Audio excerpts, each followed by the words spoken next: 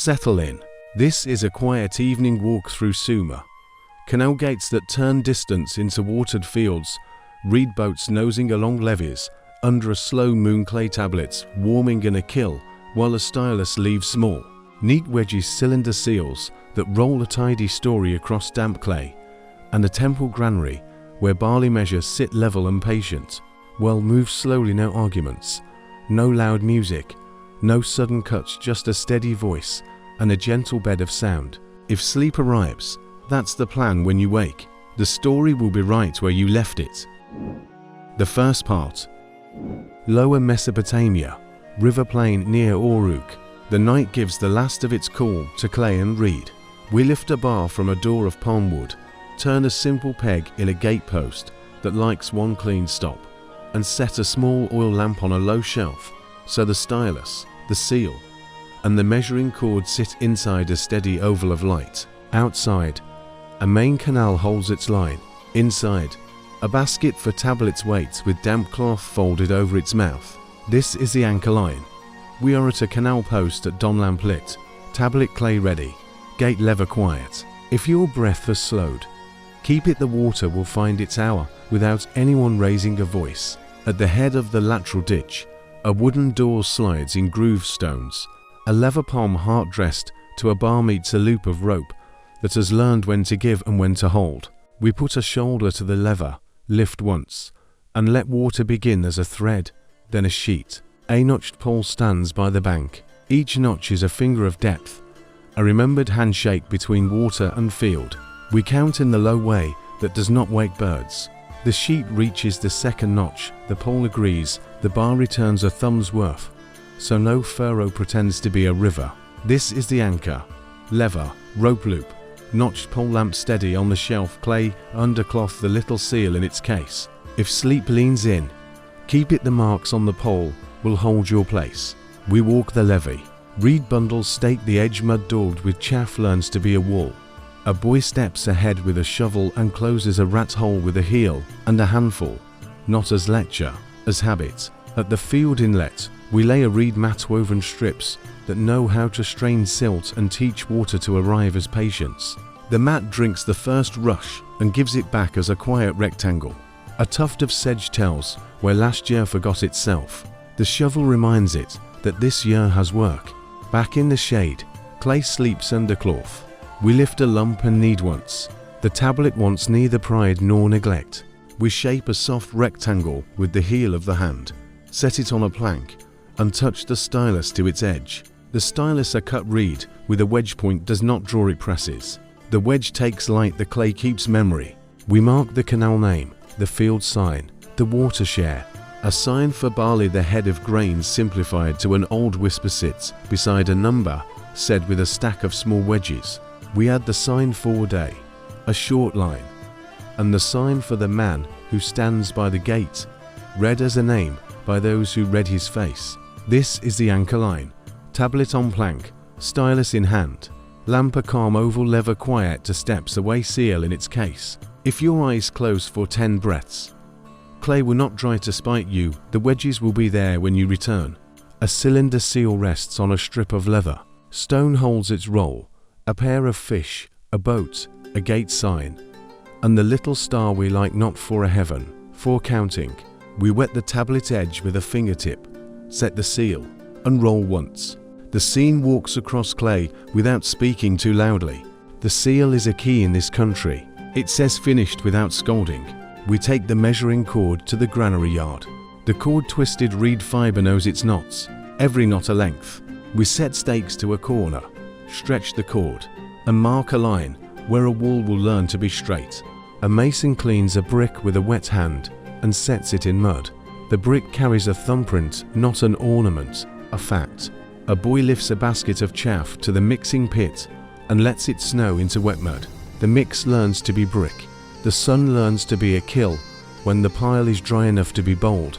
In the storage court, baskets line a wall. Barley sleeps under woven lids. A measure sits by the door ajar with a ring scratched inside. The ring is a promise, fill to here, not there. We tip the jar, fill to the ring, and pour into a sack. The sack learns the weight on an equal arm scale. 2 pans, a beam, a cord that does not pretend to be chain. We set standard stones, little loaves of baked clay stamped with a sign to the other pon. When the beam sits level and the pointer rests true, we take a breath and a small wedge goes to a small tablet. A ration bread and beer needs barley and dates. We do not mention beer, we mention malt.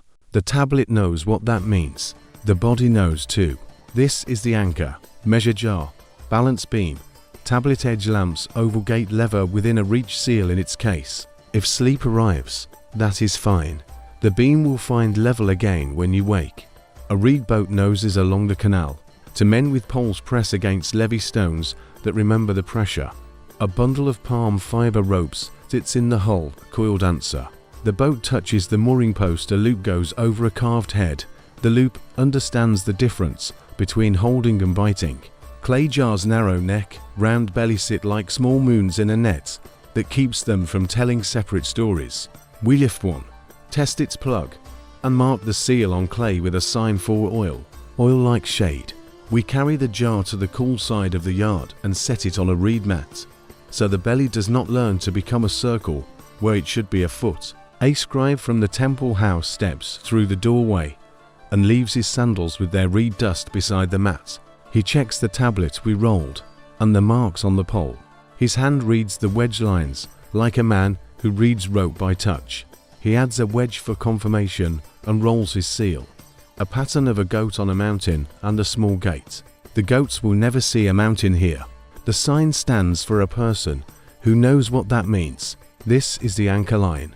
Sandals by the mat, tablet on plank, lamp on its shelf lever, in shadow balance beam asleep. If your head nods, keep the drowse. The seal will not roll itself.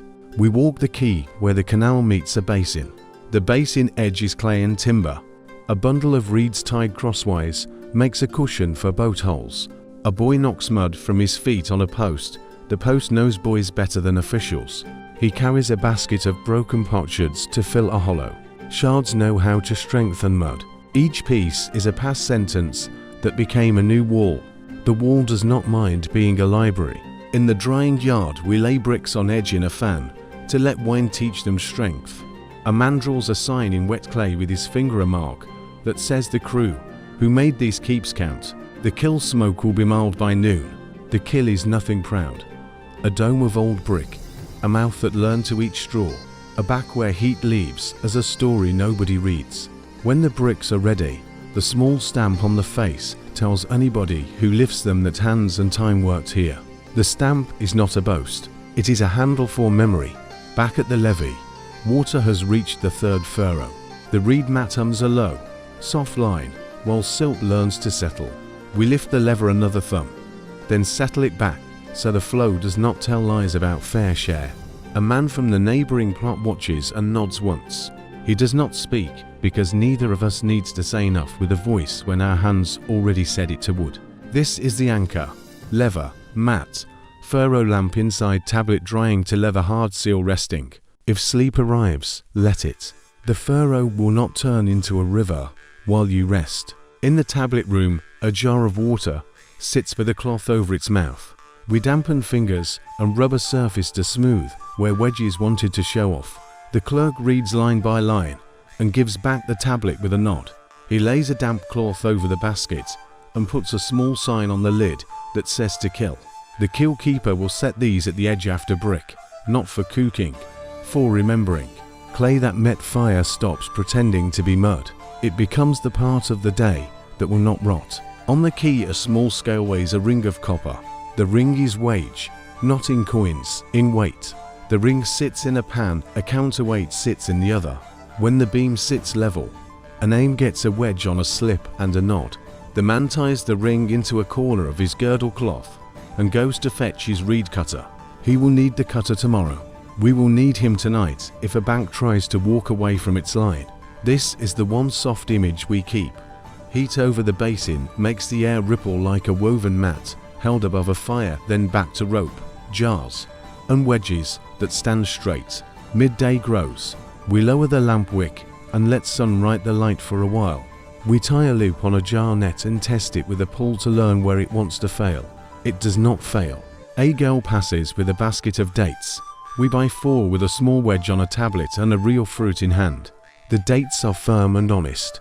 We split one and tuck the stone into a pocket for no reason other than pockets like stones. At the temple gate, a porter lifts a bar and we carry a measure of barley to the scales. The scales like the barley because barley tells the truth about weight. We set the measure jar to the scratch ring and pour. The beam sits. A scribal hand notes that the southern field, the 3rd plot, gave a measure by water at morning. The hand writes it into a larger tablet where every plot is a line, every line a day. Every day the kind of promise that a jar can keep. This is the anchor line, beam level, ring scratched, wedge counted, lamp cool, lever set, seal quiet. If drowsiness finds you, keep it. The line on the tablet will remain a line. We walk a short stretch to the rope bench, date palm fibers lie in coils. A man twists strands against his thigh, and the fibers remember the twist. 2 strands become 1 cord by reverse turn. The cord meets a wooden hook and becomes a loop that boats like. He rubs the cord with oil so some will not take it too soon. He weighs a length on a small balance because a customer wants 3 hands by weight, not by argument. The pointer bows and returns.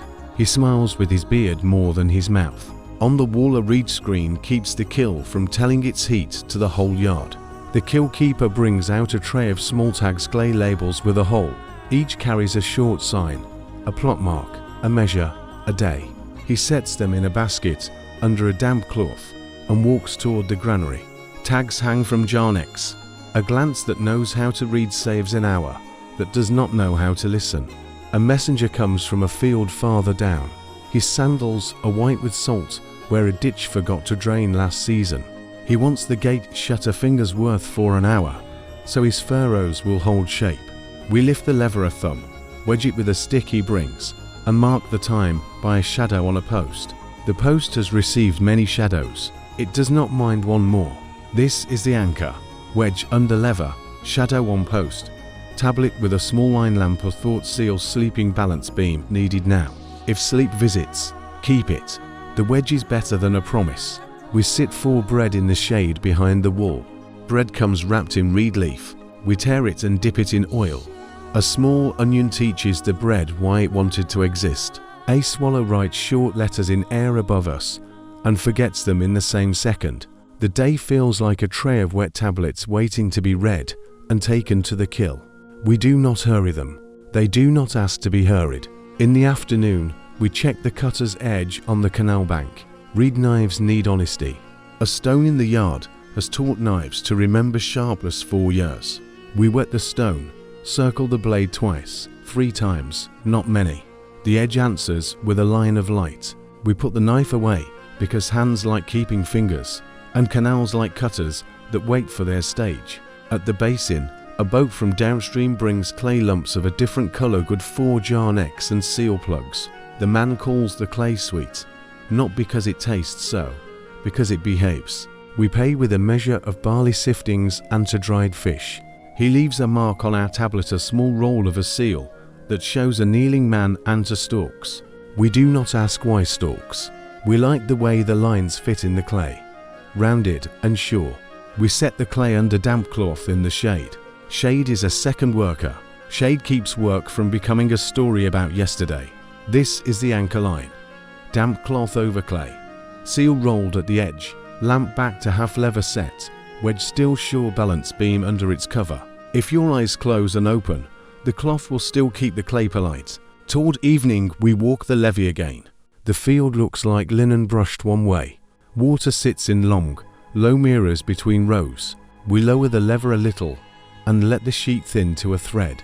The notched pole says the right notch. The boy stamps a rat hole that forgot not to exist. A jar of oil returns to a cool corner. A tablet goes to a basket for the kiln. The basket receives it as if it had both hands and some patience. We make one more tablet, a small one for a man who took a measure jar and promises to bring it back at dawn. We press a wedge for his name, a wedge for the jar sign, a wedge for morning. We roll a tiny seal, just a fish, and press a thumb at the corner. The thumb is smaller than the seal and means as much. In this place, a thumb that shows up twice is a kind of law. This is the one line for sleep. If sleep arrives, let it. The canal keeps its level, the tablet keeps its wedge, the seal keeps its story. At the last light we tilt the lamp to pour a thread of oil and set the wick, so the flame sits and does not argue. We brush clay crumbs from the plank into a bowl and carry the bowl to a pile where the crumbs become tomorrow's slip. Nothing here wants to be a proverb. Everything wants to be used again. We bar the door with the same bar, turn the peg the same quarter, and hang the measuring cord on its nail. The lamp lowers to a bead. The reed mat by the threshold holds the day's dust and asks no reward. The seal sleeps in its case. The balance beam rests level with no weights at all. The lever sits in its shoulder. The post holds its last shadow and shrugs. The night smells like mud that learned to be a wall and water that learned to be a lane. If sleep arrives now, let it. Morning will find the lever where a hand expects it. The tablet basket damp and ready. The measure jar clean. The seal on its strip of leather. And the lamp, the clay, and the rope loop where they belong. The second part. Lower Mesopotamia, a courtyard workshop near the city wall. The night leaves its last call along a line of jars and a stack of reed mats. We lift the bar from the inner door, turn a wooden peg a quarter in a post that likes one clean stop, and set an oil lamp on the low bench, so the clay tub, the stylus bundle, and the small beam scale sit inside the steady oval of light. Outside the alley, a water carrier passes without asking the day to hurry. Inside, a basket of leather hard tablets waits and a damp cloth. This is the anchor line. We are in a scribe's courtyard at dawn lamp lit, beam scale at 0, seal case on the shelf. If your breath has slowed, keep it. Clay does better when nobody speaks too fast. The clay tub holds to clays, river mud screamed through a wicker sieve, and a paler slip from a bank that remembers last flood. We stir each with a paddle so grit does not pretend to be a friend. A pinch of chaff goes to the darker clay to help it dry without learning to crack. We test with a thumb. The thumb comes away clean enough to write, not so clean the wedge will chatter. We lift a lump, press it into a palm, and set it down on the plank. A reed straight edge trims two sides. A wet finger smooths the edge that will receive seals and names. This is the anchor, tub, paddle, straight edge lamp, steady beam scale at rest, the seal case closed. If sleep leans in, keep it. A wedge mark is patient work. Styluses live are a wrapped reed mat 3 sizes. Broad wedge for totals, narrow wedge 4 names, a needle point 4 small marks at the edge. Their tips come from segments cut on a bias. A knife with a short honest blade renews the cut. We test on a scrap, press, lift, turn the stylus a little, press again. The wedge is not a picture. It is pressure and stop, pressure and stop. A habit the hand learns better than the head. We begin today's slate.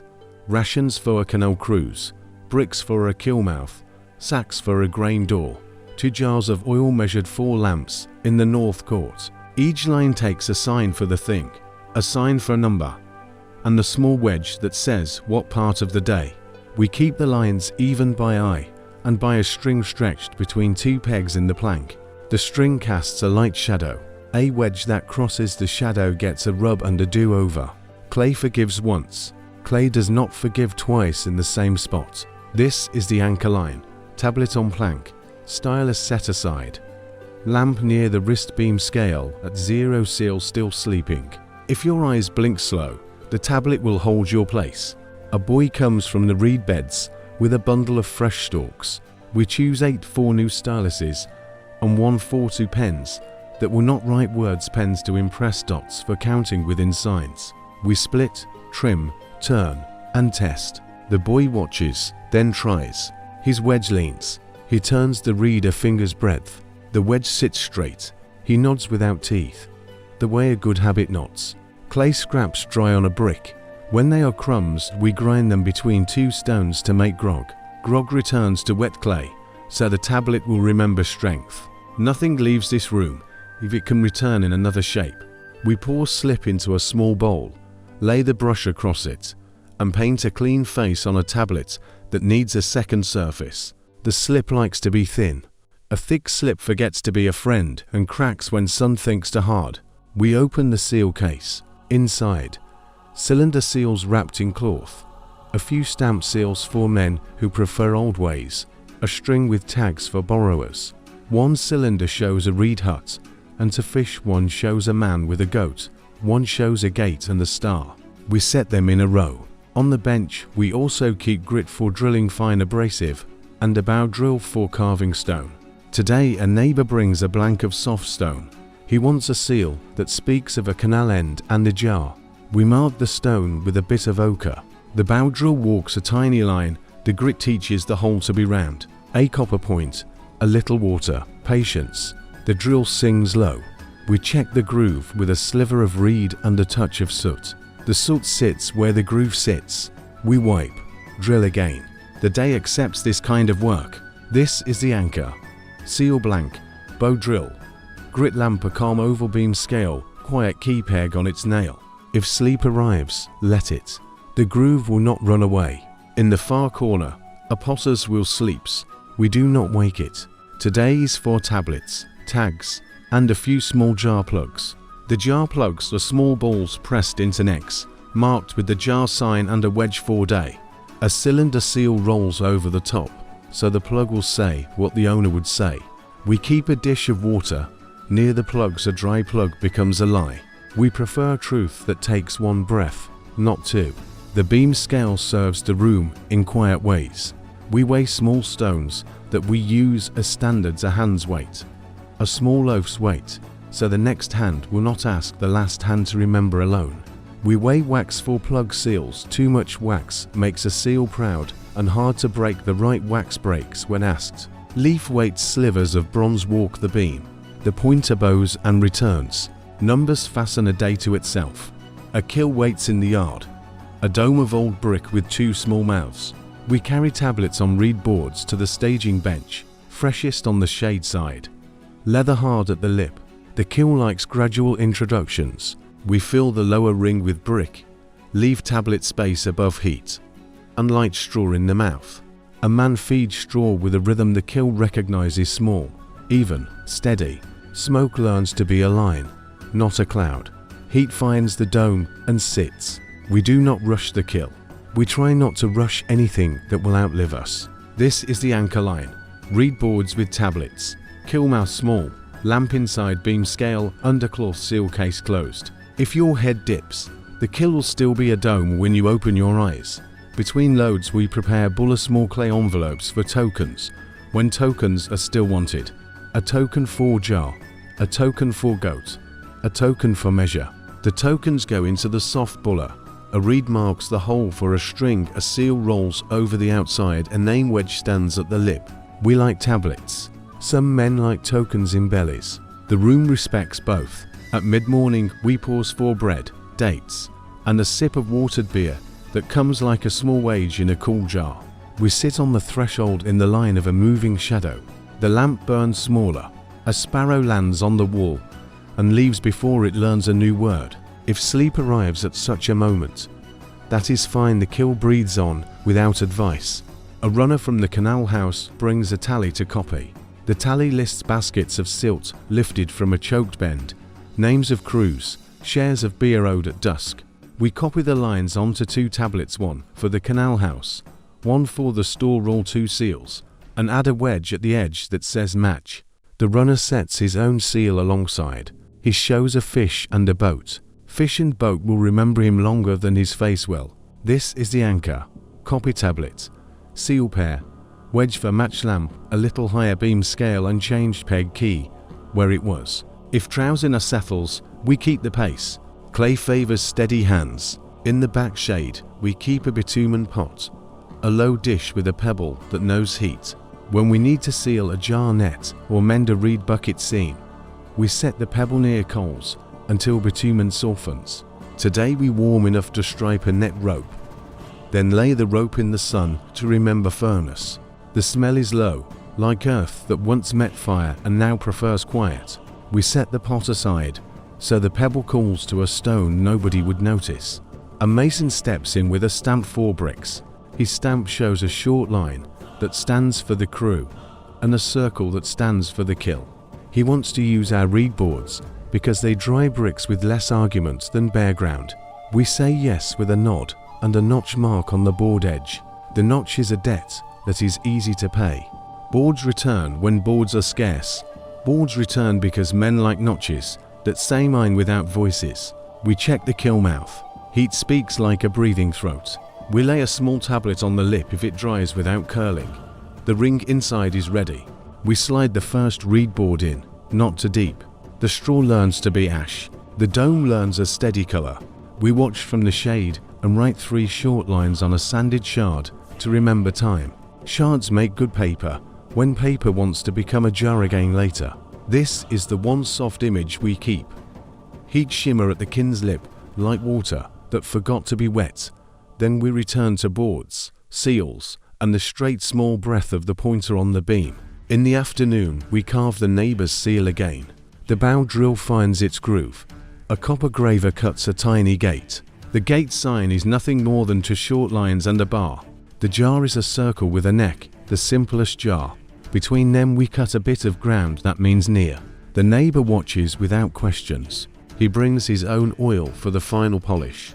We rub the stone with oil and fine sand until the lines are crisp and the ground is a soft dull that will carry ink when we roll it.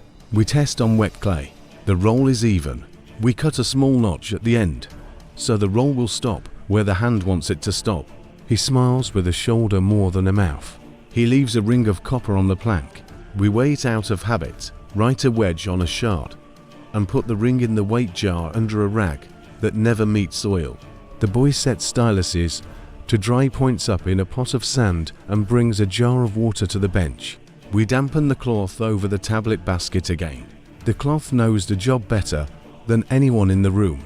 Along the wall a reed screen lets wind in and dust out. The screen hangs on cord that carries a small clay tag. The tag shows a sign for reed and a sign for the room. If the screen wanders, the tag will walk it home. This is the anchor line. Tag on cord. Cloth over basket. Lamp steady beam scale under cloth seal case quiet. If sleep arrives, let it. Names keep their lines without an audience. We visit the granary corridor to fetch a jar of chalky slip used 4 labels on amphora shoulders. The corridor is cool. Jars stand with necks in loops of rope. Each neck carries a clay tag, barley, oil, date's day measure and a seal roll. We do not read them all. We like seeing that they are there. A porter wipes a jar mouth with a reed rag and checks the seal. Unbroken, untroubled. He nods. We nod back. Words are small in cool rooms.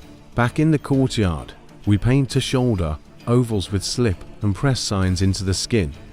1 for oil kept 4 lamps, 1 for malt grain for the brewers. We do not push hard. Clay will tell us tomorrow if we push too hard today by cracking where we do not want a line. We prefer lines we put there. Toward late day, the kiln gives its first tablets back. We lift with tongs and lay them on reed mats to cool. The fired clay rings when tapped. The ring is neither pride nor song. It is simply a ring that says done. We lay leather hard tablets nearer the mouth for the last heat of the afternoon. The kiln eats straw, we feed it straw, the day eats ours, we give them easily. A brick shifts in the dome a soft pop. The keeper touches it with a stick, it sits again. The dome knows the keeper as well as a dog knows a gate. This is the anchor, tongs and mats, ring of fired clay. Lamp lower beam scale at 0 key peg still true. If your eyes close, the mat will not learn to walk. A messenger from the temple yard brings a bundle of string tags labels for a fence of date palms at the edge of the fields. He asks for signs, count of trees, duty owed in baskets, month mark, and the little wedge that says a man walked and saw. We press tags from moist clay, pierce them with a reed, set them on a board. He rolls his seal over 2 corners. Goat and mountain. No mountain here. The seal knows his family, not the flat country. The tag will do its work all the same.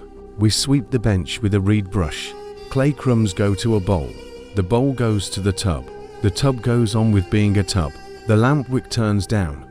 A smear of oil keeps it honest. We tie the stylus mat with a cord. The cord knot is the kind that opens when a thumbnail asks nicely. We prefer knots like that. We place the seal case where a hand expects it, not where an eye would admire it. This is the one line for sleep. If sleep arrives, let it. The kiln will cool. The clay will harden. The seal will remember the small story it carries. Evening steps into the alley. We lift the bar to the inner door. We turn the peg the same quarter. The beam scale takes its cloth. The clay tub takes its lid. The tags on cords move once in a night breeze and then fall still. The courtyard tastes like cooling brick and lamp smoke that learned manners a long time ago. The day leaves with the same quiet tools it brought. If sleep arrives now, let it. Morning will find the paddles and straight edge, the stylus is in sand, the fire tablets on mats, the kiln dome as it was, and the lamp, the beam scale, and the seal case where a hand expects them. The third part. Lower Mesopotamia, temple precinct near the quay. Morning air keeps last night's cool against mudbrick and reed screens. We lift the crossbar from the grain gate, turn a wooden key peg a comquarter in a slot that prefers one honest stop, and set a small oil lamp on the weigh table so the measure jar, the equal arm beam, and the clay tags sit inside a steady oval of light. Outside, baskets arrive in pairs. Inside, the ledger tablet waits under a damp cloth that keeps its voice low. This is the anchor line. We are at the temple granary at dawn, lamp lit, beam at 0, gate key back on its nail. If your breathing has slowed, keep it. Barley counts itself well when no one hurries. The intake court wears its habits. A reed screen breaks wind and keeps chaff polite. The floor shows a shallow fall toward a sweep hole where stray grain will meet a broom with good manners. Along the wall, bins stand like quiet hills. Each bin carries a clay tag at the mouth. The tag shows a field sign, a crew sign, and a short wedge for the month. A porter rubs the bin rim with a wet palm, not to clean, to remind dust of its place. A farmer and his nephew come under the arch with a shoulder pole and to baskets. The baskets rest on a reed mat, while we lay the equal arm beam across its post. To pans hang from cords. The pointer holds the air like a level edge. We place the standard stones in one pan-baked clay loaves, stamped in the old way, and lift the farmer's basket into the other. The pointer bows, thinks, returns to true. We nod and tip grain through a funnel into the bean, whose tag matches the field sign on the farmer's tablet. His tablet sits on the plank, a row of neat wedges, a small seal roll at the lip. He sets his thumb at the edge and waits without words. This is the anchor. Beam and stones, funnel and bean. Lamp on the table, gate key on its nail, clay tags in a bowl. If sleep leans in, let it. The pointer will hold the line you left. We mark his measure on a damp tablet. Reed stylus presses the sign for barley, and then the count. 1, 2, 3. Written as small stacks with a pause to let clay remember. We roll the granary seal across the bottom edge gate and the measure ring and press a small wedge that says received. The nephew smiles with his eyes. He knows the sign for bread better than the sign for received, and that is proper for his age. We hand back the tablet. He ties it by its string to the pole, so his father will not misplace the morning. In the brewing corner, a woman tests malt with her finger. Malt is barley that met water and time in the dark and learned to sweeten. Sprouted grain rests on reed racks under a cloth that knows damp and knows when to stop. She rubs sprout from a handful. The sprout snaps and says enough. She tips the rack into a basket and walks to the kiln mouth, where a slow straw fire dries the grain to quiet. A pot of clean water sits near the kiln. She waits her palm and wipes the rim of the mouth, so smoke will not learn to leave marks. Small axe keep rooms gentle. This is the anchor line. Malt rack, kiln mouth. Water pot lamp, steady measure ring scratched inside the jar, key peg bright, where hands have taught it. If your eyes close for 10 breaths, the malt will still be honest when you open them. Ration hour begins early. We set the measure jar by the door. Inside the neck a thin ring is scratched true. Grain pours to the ring, never higher. A clerk tips the measure into a sack. The sack meets the beam scale for show and fairness. The man at the door draws a wedge on a small ticket tablet. The wedge stands for given. He rolls a stamped seal, small and square, on the face, so the ticket will talk to his memory later. Women bring baskets for bread.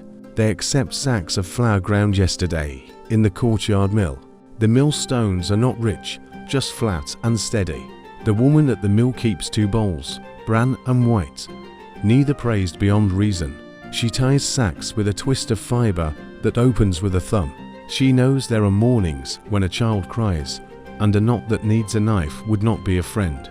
We carry a jar of malts to the mash vat. The vat is a broad clay tub sunk to the hips and ringed with a low bench. Water warms in pitchers near a brazier. We stir in crushed malts with a paddle of date palm. The mash thickens. A smell like wet loaf and green field lifts and stops under the roof. A reed basket sits inside the tub as a false bottom. Wort threads into the jar under the tap. The jar mouth wears a collar of clean cloth. The cloth strains husk, but not sweet. We draw a cup with a ladle and taste with lips only. It is enough.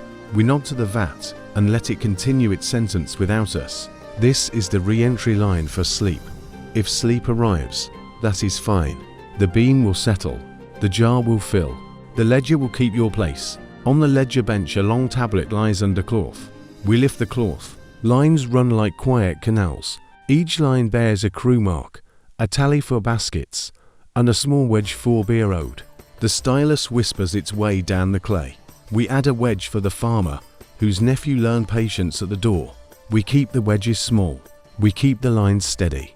Clay does not reward excitement. A boatman enters with a coil of rope and a face that has been teaching son to be reasonable for many seasons. He touches the jar collar with 2 fingers and the rim with 1. He says he will take 2 jars of beer at dusk and a basket of dried fish for the crew that will unship reed bundles tomorrow. We nod. He lays a token on the bench, a small baked object shaped like a jar. We press it into a bullet of soft clay, roll our seal, and make a hole for a string. The bulla will hang at the neck of the beer jar. At dusk we will read clay, where many would rather trust words. Clay is a better listener. This is the anchor, bulla and token. Seal roll, hole for a string lamp circle on the bench beam, wrist key peg, where a hand expects it. If drowsiness settles behind your eyes, let it linger, the bulla will dry to the strength it needs. In the grain loft a porter rakes a surface level. Level is softer than clean and often better. He pushes with a reed rake, whose teeth learned round corners from a river. He drops 2 handfuls of mint into a bowl near the door, so the room remembers a kind smell when men arrive with sweat and dust. He checks the rat pots set in shadow along the wall, small clay jars buried to the lip with sweet crumb inside. To hold the world's least anxious rats, the porter lifts them by the tails and gives them to the cat by the stare. The cat does not receive praise. The cat's wages work and rest on work. We decant oil for lamp rations. A narrow jar with a long neck sits in a shallow basin. A reed funnel learns patience under a linen strip that acts as a wick for dirt. Oil moves the way water wished it could. We fill small flasks to the same measure and tie a clay tag to each with a sign for lamp and the wedge for North Court. The tag holes are clean because the reed we used for piercing was wet. A dry reed tears clay. We prefer clear. This is the anchor line. Oil jar, linen wick, clay tag lamp above the bench beam, quiet gate key on nail. If your eyes grow heavy, that is allowed. Oil will not boil without a bad idea, and none live here. At the far room, a brew jar stands as high as a man's belt. We pitch the wort into the jar through a reed strainer. A cake of dried yeast from last week crumbles in the hand and learns to swim. We cap the jar with a wide reed lid and a smear of clay. The smear carries a thumb mark that means do not trouble until the second dawn. The clay keeps flies from teaching lessons no one asked for. A small hole by the rim, its breath find a way. Breath finds it. It always does. A teacher with a cedar cane arrives with 3 boys. He asks for a handful of clay tags and a strip of soft clay for practice. He gives the boys simple signs to press: barley, jar, man, gate. They press wedges with tongues that forget to move. He watches their wrists, not their eyes. Wrists learn to stop and lift. Eyes always wish to go a little farther than they ought. He returns the tags to the bowl. We will fire them later. Boys will read their own clumsy marks in a week and feel taller in the chest. That is good. It does not break any jars. This is the one soft image we keep. Lamplight on the measure ring inside a jar like a full moon drawn thin with a reed. Then we return to sacks and bins and quiet ladders. Midday looks inward. We lower the wick. Heat pushes on the arch and then forgets us. We count sacks for the bakers and give back for small tickets for 4 small sacks. The tickets live on a string that hangs from a nail by the door. The nail carries a clay tag pressed with a simple sign, tickets. You would think the eye could remember. The hand remembers better when a piece of clay helps.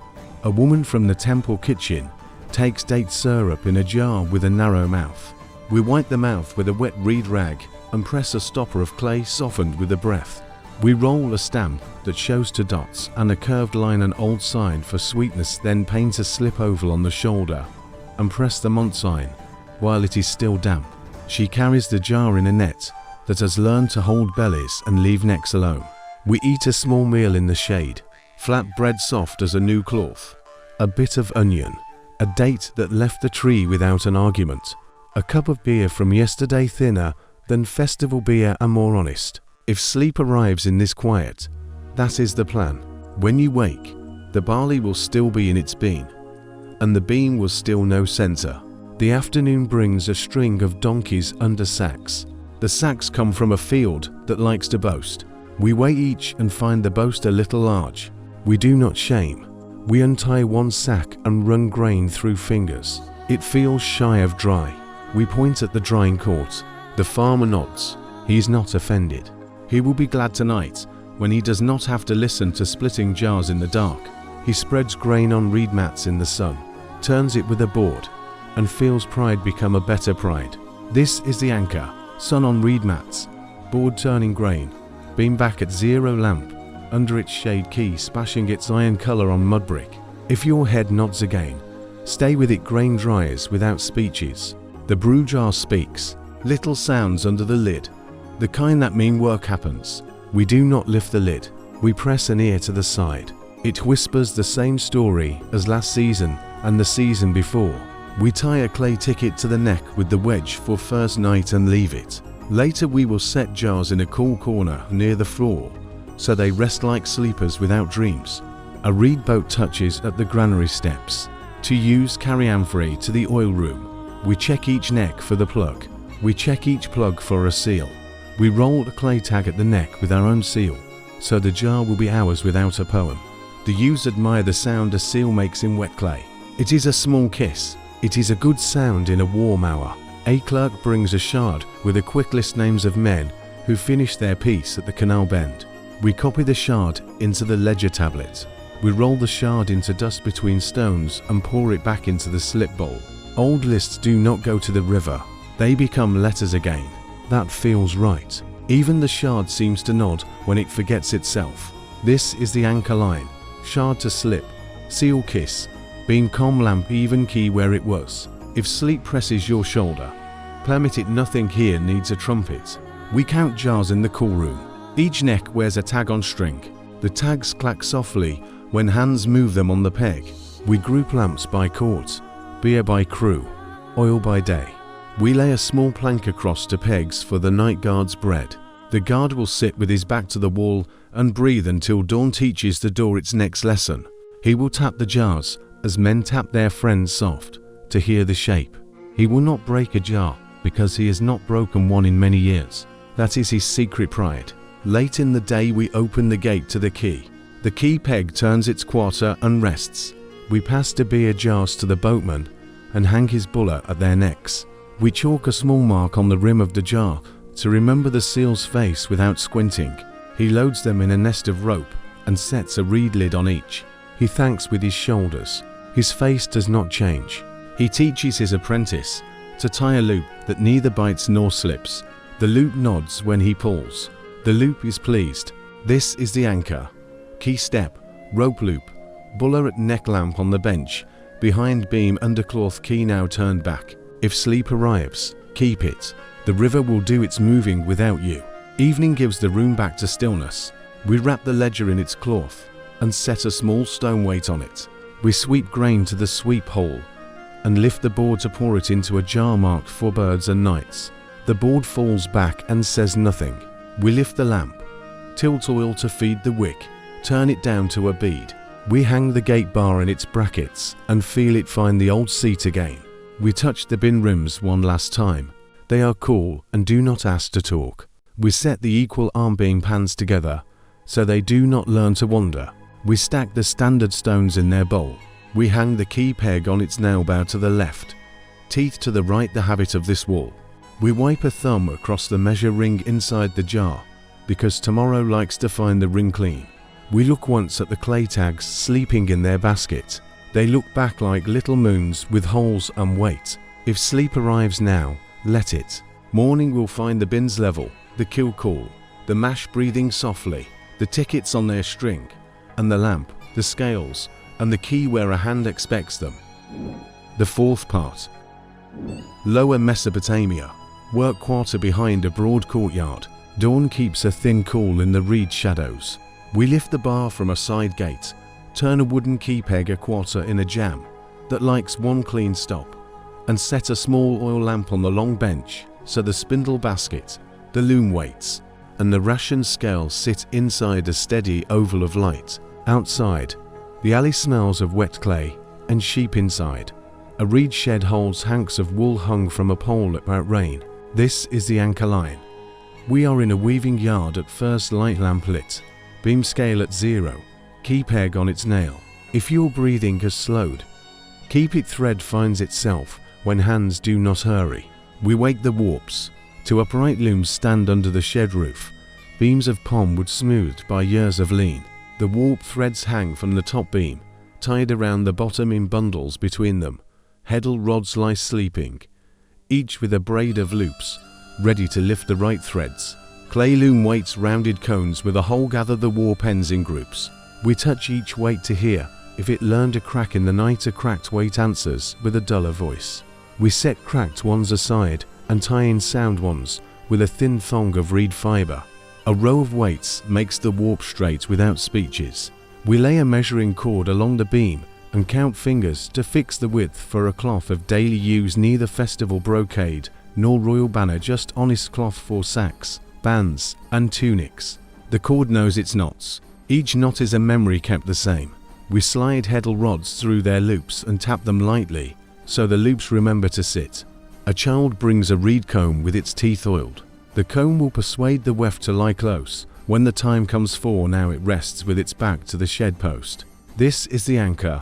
Loom weight swaying, heddle rod settled, lamp steady, beam scale quiet on the bench, key peg where a hand expects it. If sleep leans in, let it warp, does not wander when stones do their work. Spindle whorls sit in a basket, each a small disc of fired clay with a central hole. We fit one to the spindle stick, twist wool into a leader, and set the spindle spinning with a low roll against the thigh. The twist climbs the wool like water up a reed by capillary stubbornness. The left hand drafts fibers, the right keeps the spindle honest. When the twist says enough, we wind the yarn below the whorl, notch the stick at the top, and loop the new line through. The yarn remembers even tension. We set finished balls in a jar cool, away from lamplight because yarn likes humility.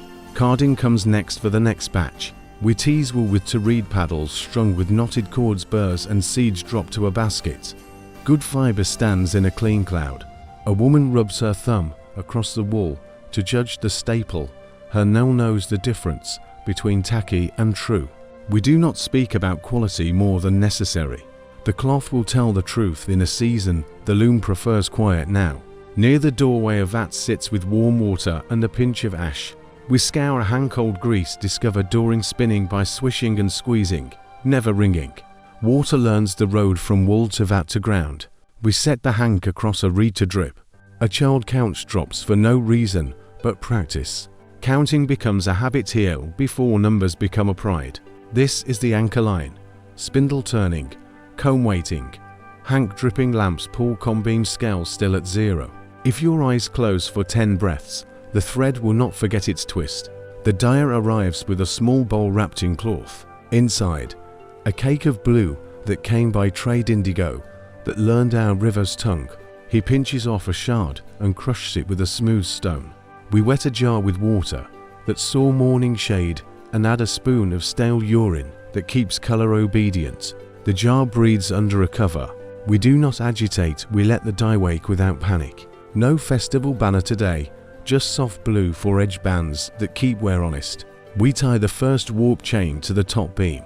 To women lift in rhythm and pass the chain around the beam with a path the hands know better than any mouth. We weight the ends with clay cones and tease the threads into order. The heddle loops neat their threads and the shed stick slides between. We try the first shed heddles up and pass a testing thread, then the second shed heddles down and pass again. The cross is clean. The edges look like edges and not arguments.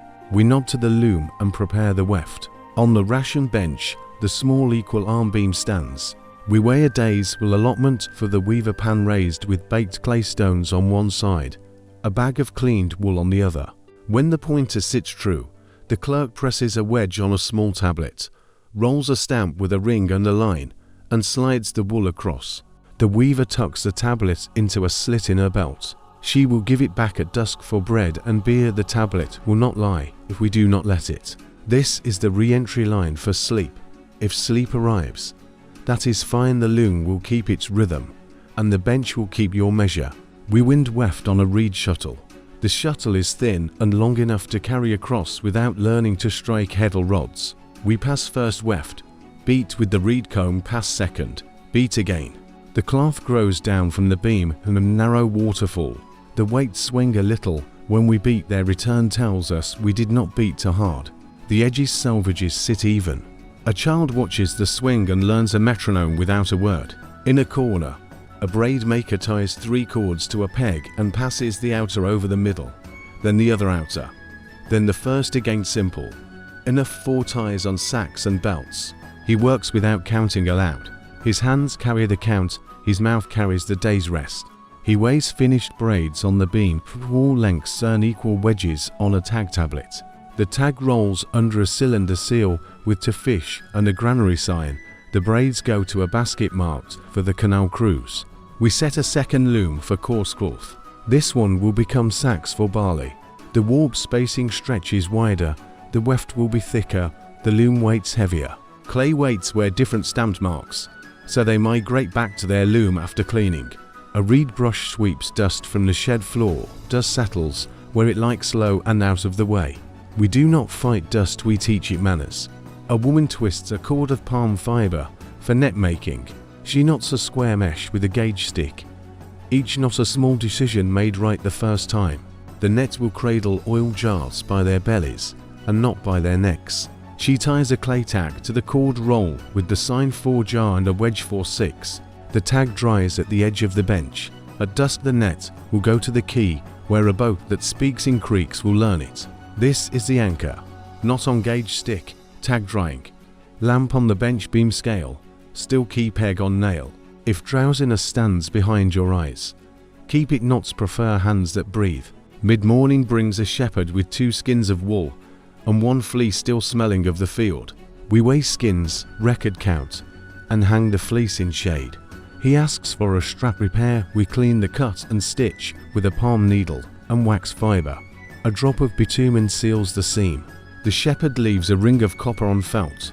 We move the ring to the jar only after we write a wedge on a shard. Shards remember with less vanity than mouths. At the dye jar the surface blooms a yellow film. We lift it and set it aside below. The liquor looks like a deep green that will turn blue when air speaks to it. We wet a small skein. The dye lowers it slowly and counts to a quiet number. We lift, squeeze, and watch the green turn blue in the warm light, a soft, serious blue. Not festival, not boasting. We hang the skein on from a reed to dry and turn the jar with a hope for later. At the far bench a woman twines a reed mat for shade. She passes weavers left and right, and beats the line with a palm board. A clay weight holds the roll so it does not argue. The mat will go above the wool racks. Shade is a second worker who asks little and offers much. We give shade a mat when we can. We fix a heddle cord that frayed. We cut a new loop from spun fiber, thread it through the heddle rod, lark's head it around the rod, and tie at the right eye height. We test with a shed clean. We mark the rod with a charcoal dot, so the cord will return to its place after cleaning. Marks like that save tempers. Tempers do not love cloth. This is the anchor line. Heddle loop replaced. Dot on rod. Lamp steady beam scale under cloth. Now key peg bright at the jamb. If your eyes close, the loom will not sulk. A scribe arrives with a long tablet allocations for weaving crews, measures in and cloth out. Walters spinners, cords to the boatyard. We copy a short part onto a slip for our yard and roll the seal that belongs to this shed to reeds and a weight. He adds a small wedge foreseen. We hang the slip on a peg by the door where slips that matter live. The peg carries a clay tag pressed with a circle and a short line that means lists. Everyone who needs to know already knows. Everyone else can guess. Children come at noon with bread from the kitchen and a jug that smells like yesterday's brew. We sit on the floorboards between looms and make a low table of a crate. Bread tears. Onion clears the head. Beer calls. A small bowl of dates passes once and comes back with 2 left. We leave them for the child who spent the morning counting drops. He does not protest. He will remember this more than any cloth we weave this week. That is acceptable. Afternoon lifts a slow wind. We open the back reed screen to fingers and let the shed learn a clean line of air. The lamp wick turns down to a thought. We check the edges of the growing cloth selvage is smooth, the weft kissing without crowding. We pass the shuttle and beat in a rhythm that keeps breath even. Clay weights swing and return. Spindle whirls rest like moons in their jar. The warp hums a line to low to name. At a side bench a woman plies 2 yarns together twist in the opposite direction, so the pair learns balance. She runs the new yarn through thumb and forefinger to feel knots that should not be. A knot too proud becomes a bump that wears a hole in a season. She picks it out and retwists. She sets finished skeins on a rod and marks the rod with a clay disc with 4 holes, the sign for this count. The disc is not pretty, it is true. This is the one soft image we keep. The row of loom weights looks like a string of small suns fallen to earth. Then we return to shuttles, rods, and the small sound of clay touching clay. A messenger from the boatyard brings a broken net ring reed bundle, unwound at the lash. We mend with palm fibre and a smear of bitumen warmed on a flat stone near the lamp. The ring's end tucks under the last lash and learns to forget where it began. He leaves a token of baked clay fish for the ledger. We press it into a small buller, roll the yard seal, make a hole for a string, and hang it to dry. The token's belly shows lines from the maker's fingers. Those lines travel with it longer than anyone's name. We cut fringe cords for the ends of a standard cloth to fingers long, twisted twice, tied once. Fringe keeps the end from untelling its story. We sing nothing while we do it. The shed speaks enough for the day. Toward evening we finish a length. We tie the cloth to itself to keep weft from slipping and cut the warp between 2 knots with a knife that keeps its opinion to itself. The freed cloth drops into ready arms. We shake it once, dust leaves by habit. We lay the length on a reed rack and brush it with a bundle of soft stems so the nap will agree. The cloth does not need praise, it needs storage dry, folded in its own patience. This is the anchor line. Cloth on rack, knots even. Lamp lower beam scale bare key peg turned once and waiting. If sleep arrives, let it, the cloth will not warm itself foolishly. We note the finish on a small tablet loom sign. Length, count of threads by thumb measure at the edge. We roll the seal. We hang the tablet where the quartermaster will not miss it. We sweep wool crumbs toward a box and carry them to a jar that feeds birds at the temple steps. Birds do not talk about quotas. Birds do not care. Still, this is a decent exchange. A girl unties heddle loops and gathers weights into a basket. She sets cracked ones in a separate bowl. Tomorrow we will roll new ones from clay and let them dry at the kiln's shadow edge so they learn strength without surprise. She wipes the heddle rods with an oiled rag. Rods feel better when someone remembered them. We lower the reed screen and tie it with a slip knot that opens with a thumbnail. Slip knots sleep better. The dyer returns to the jar and squeezes the last skein. Blue rises, air takes green and returns sky. He rinses in a basin until water leaves honest. He hangs skein with the others. One palm between to keep damp from becoming a conversation we do not want. He rubs the rim of the jar with oil so crust will not build. He covers the jar and sets a small stone weight on the lid 3 fingers across, smooth, heavy enough. Evening steps across the shed floor in squares of thin light. We raise the finished cloth, fold it in halves and quarters, lay it in a basket that knows this shape and becomes calm when it holds it.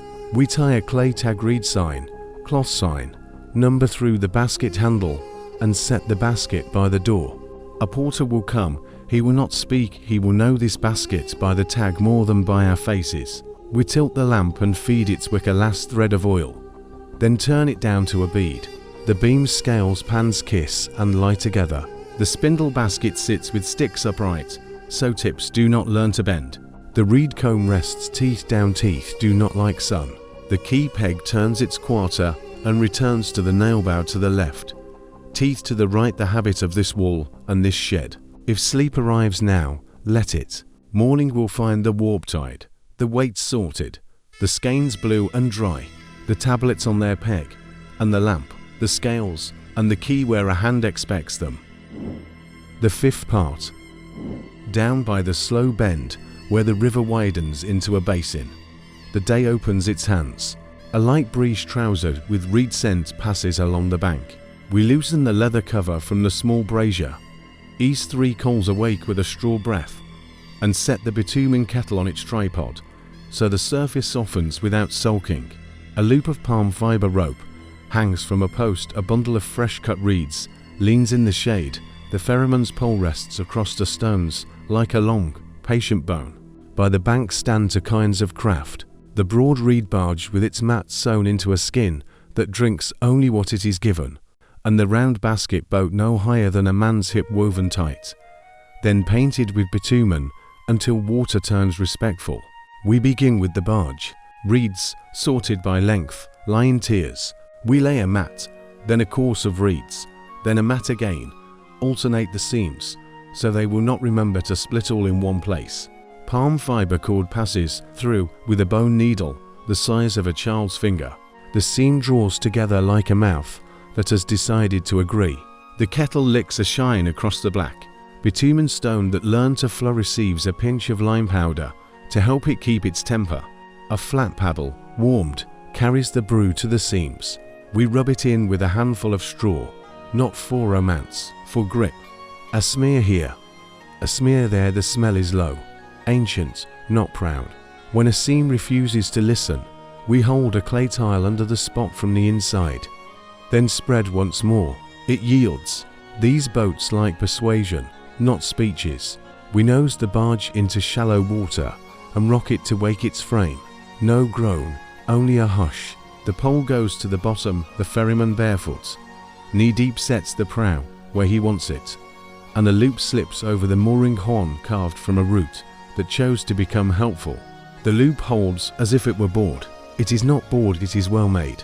A ledger sits on a plank near the brazier, clay still dark from the cloth that kept it polite overnight. We press the sign for boat, the sign for river bend, a wedge for morning, then lines for the cargo to cross, 2 jars of oil, 4 sacks barley, 1 bundle reeds. The cylinder seal for this bank shows 3 fish and a post. We roll it along the margin. The pattern is tight, the line calm. The rope bench is next. To men take a bundle of palm fibers and twist in opposite directions. Then lay one twist over the other, so the pair turns into a cord that minds itself. The length passes through a shallow pan of thin oil, then over a peg where it will cool and forget to be wild. We weigh 3 lengths on the small beam equal arm. Leaf weight sand, notch the ends to admit the ferryman's pegs. Notches are promises, pegs keep them. Someone brings the circle boat to the lip with a laugh under his breath. He calls it a basket, and is not wrong. It is ribs and weave and the skin of black that shines like river under moon. We check its rim with a thumb, press soft places until they become firm. A minna weight-baked clay loaf goes in the middle, so wind will treat it like a friend, not a kite. The paddle is a round of wood stuck to the end of a stick, and it has never needed to be more than that. A woman arrives with 2 sealed jars, the shoulder ovals painted yesterday, destined for a kitchen upriver. She squats, sets them gently on a reed pad, and touches each plug as if it were a sleeping child's forehead. We hang a new bulla on a string around one neck. Jar sign. Sign for sweet. Wedge for this bend. She rolls her seal 2 dots. A curve and looks satisfied, but does not say so. The ferryman tucks the jars into a cradle of rope and shows her the weave as if to say, "Look, the river has fewer opinions than this rope. If drowsiness happens to catch you while we set the first cargo, that's all right. Boats learn the day's route without being watched, and ropes hold their breath longer than men do." We fit the long pole under the ferryman's hand. He pushes, does not stab. The barge moves a hand's width and then a compalm's width more. On the opposite shore, a boy in a reed hat raises a token stick with to notches our sign to land by the upstream horn. He does not shout. Shouting travels poorly over water that has work to do. A silt eddy sulks near the landing. We scatter a basket of cracked potsherd. Along the slope, the best bed for a barge is what used to be bowls. The shards clatter to a rest and make a floor that refuses to shift all at once. The prow kisses the horn. A loop climbs the wood and sits. The ferryman's pole leans along the gunwale like a reed that promised to behave. Back at the kettle, we set a small jar of bitumen aside and scrape the paddle clean with a reed edge before it learns to be a club. The brazier breathes. We feed it dry reed pellets pressed last autumn. On the bench we keep a humble kit: copper scraper, bone needle, cord, spare plug clay, a little bag of lime dust, an awl, and a cloth that has met salt and does not resent it. The measure rope comes out when sacks appear. Sacks dislike guessing. We chalk a scratch on the beam at the right distance for the fairy's limit. Then run the rope across stacked sacks and pull to the scratch. Name wedge on a tablet. Count weds. Rope agrees. Fairy nods. The pillared man from the granary hears, shoulders like amphory, lays a palm on the top sack and says nothing. He knows the same rope from his courts. New reeds lie in an even mound. We grade them. Long for whole wraps, mid for floor, short for ties and repairs. A boy's knife slides along the pith. The split opens with a sound like distant rain. He sets split reeds into a bath to soften. The bath is river water without argument. Reeds learned us, we learned them. Nobody in this yard mispronounces such friendships. A bitumen drip finds our wrist. We rub sand on it and finish the seam before we look for water. Looking for water would let the seam forget. Then water, then a small laugh. The body has been made of kitchen accidents since before kitchens were inside. A small corral of poles and rope holes for donkeys who have recently learned to stand in boats without writing their names on the sky. We move them one at a time. First, 2 sacks down, then a donkey, then 2 sacks again. An arch of steadiness for a nervous beast. A strip of reed mats makes a path from bank to deck. The donkey steps and thinks about considering panic, then decides not to embarrass his future self. He faces a priver like a wiser man. Near the kiosk a pot sits with water that has met sun. We drop a handful of seeds in it. They spiral like small thoughts. A reed ladle drinks, and we pour a line along the bank where the landing learns to be dust. Dust decides to be mud just long enough.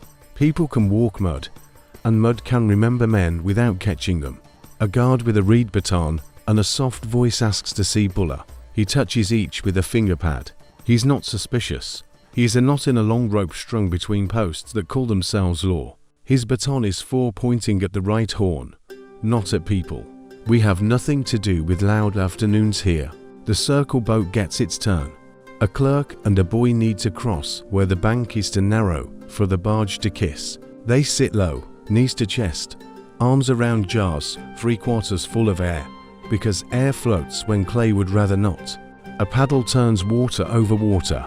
The round boat turns too, but kindly, like a basket turning to watch a shoal of small fish. Land comes. They rise, laugh, and go to their business, which is a clay seal in someone else's yard. When the barge returns, we notice a scuff in the skin at the stern. We set a patch. Straw brushed with bitumen goes down a scale of split reed across another brush of black. Upon presses the air out, the talk out, the pride out. The patch lies flat. The river will test it with teeth we will not see. It will pass. There is a narrow ledger for ropes. We keep it tied to the post with a cord through a clay tag, so it does not walk away in a kind man's hand. a short line per length, when braided, when oiled, when first served, when due to be turned end for end, so one half's tiredness can learn to rest. Rope is like men where sits, where it is asked to sit every day. We ask it sometimes to sit somewhere else. Shoulders need a pause. We push the pole into the mud and let the current say to sentences while we listen and pretend they are ours. Flat bread calls from a cloth. A date knows how to be sweet without committee. Beer, watered and shy of foam, calls the voice that used to shout and forgot why it did. If your eyes find the line between bank and river and decide to stand there for a moment, nobody will take offense. The boats will wait, the ledger will not slide off the plank, and the pole will remain a pole. A man brings 3 raw hide skins to patch. They smell like travel, not rot. We warm the seams, fill the needle's eye with oiled fibre, and pass stitches close and low. Then a smear of bitumen mixed with ground chalk across the thread. We set them to hang in shade. Shade is the other form, and here the river is the third. Men fall far down the list. The wind turns just a finger. We hang a palm rib with a ribbon on the post. Its little flap tells us which way the barge will want to walk if we are inattentive. The ferryman takes off his hat and rubs his head with the kind of hand that has never looked for applause and has never been refused bread. A boy with a wandering mind drops the mooring loop before it has learned the horn. The barge scoots a hand's width from the bank. Nobody becomes a magistrate.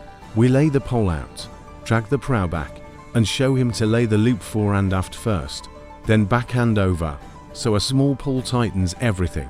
He does it with his tongue out. We pretend we didn't see. The rope pretends this was how things always were. Traders read crate moans as we lift it. His lid is lashed wrong. We cut and retie with a square lashing instead of the old crossing mess. 4 throws, 2 fraps, a tuck. The crate stops complaining. He puts both hands together and bows not to us, to the con. The con nods. We nod the same nod.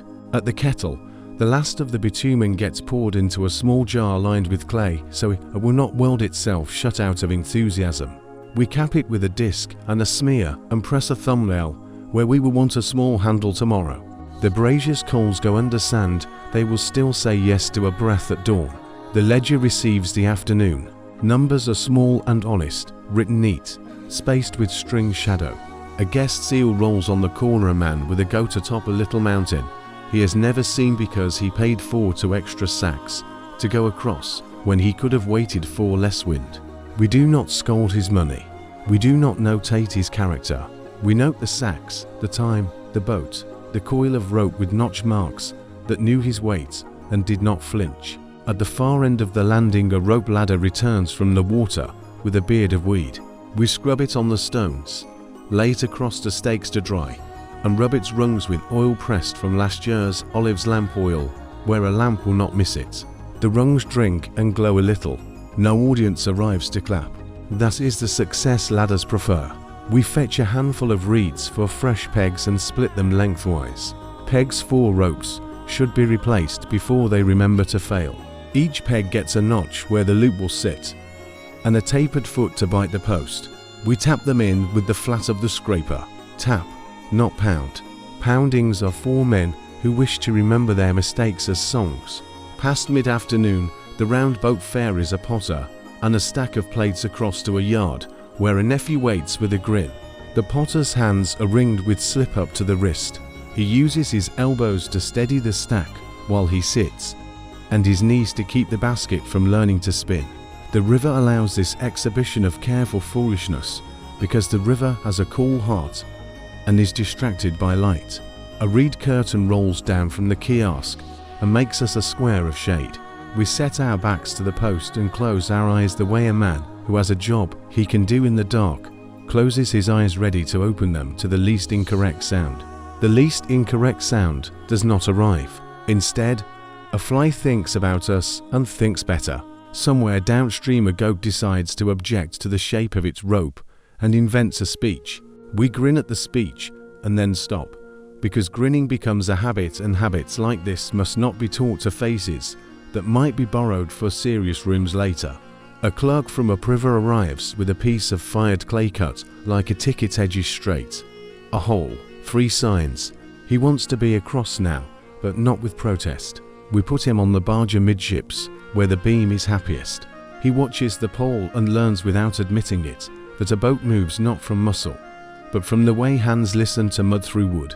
He steps off, hands us the fired piece, and takes back a damp one, shape the same, signs the same, hole the same, the living version of his shard. He smiles as if he had made a trade in a market and gotten more than he deserved. Cloud shows a little. We put aside the circle boat, flat water likes it, bumps do not. We tighten the lashings on the barge, run a hand down the seams for warmth where there should be none. Warmth means a leak, cool means virtue. Cool wins. Someone asks about the depth. The notched pole stands ready. We wade to the first notch and press the pole to the bed. Second, third. We recite the names of the notches in a low voice, not for ceremony, for memory. Silt creeps. We call for 2 baskets of stone and 1 of shards. The boy paws where the pole tells him. Next week the bottom will move again. That is the bargain we made with the river when both of us were children. Before closing, we carry 3 coils into the kiosk and hang them high. Rope stays honest longer when mice cannot explain their appetites in its neighborhood. We chalk the ends with a mark left, center, right, so rotation tomorrow will be simple. Easier rotation, longer life, fewer quick words. We pour warm sand over the kettle's lips so bitumen chips will not scab hard and surprise us.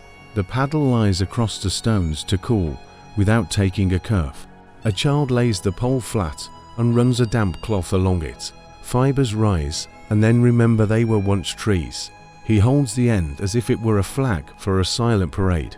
We tell him without words that this is the correct flag. Across the water, last light sits on the quays and the brewery's roof. Here, the horned mooring posts get their own slants of gold and do not brag.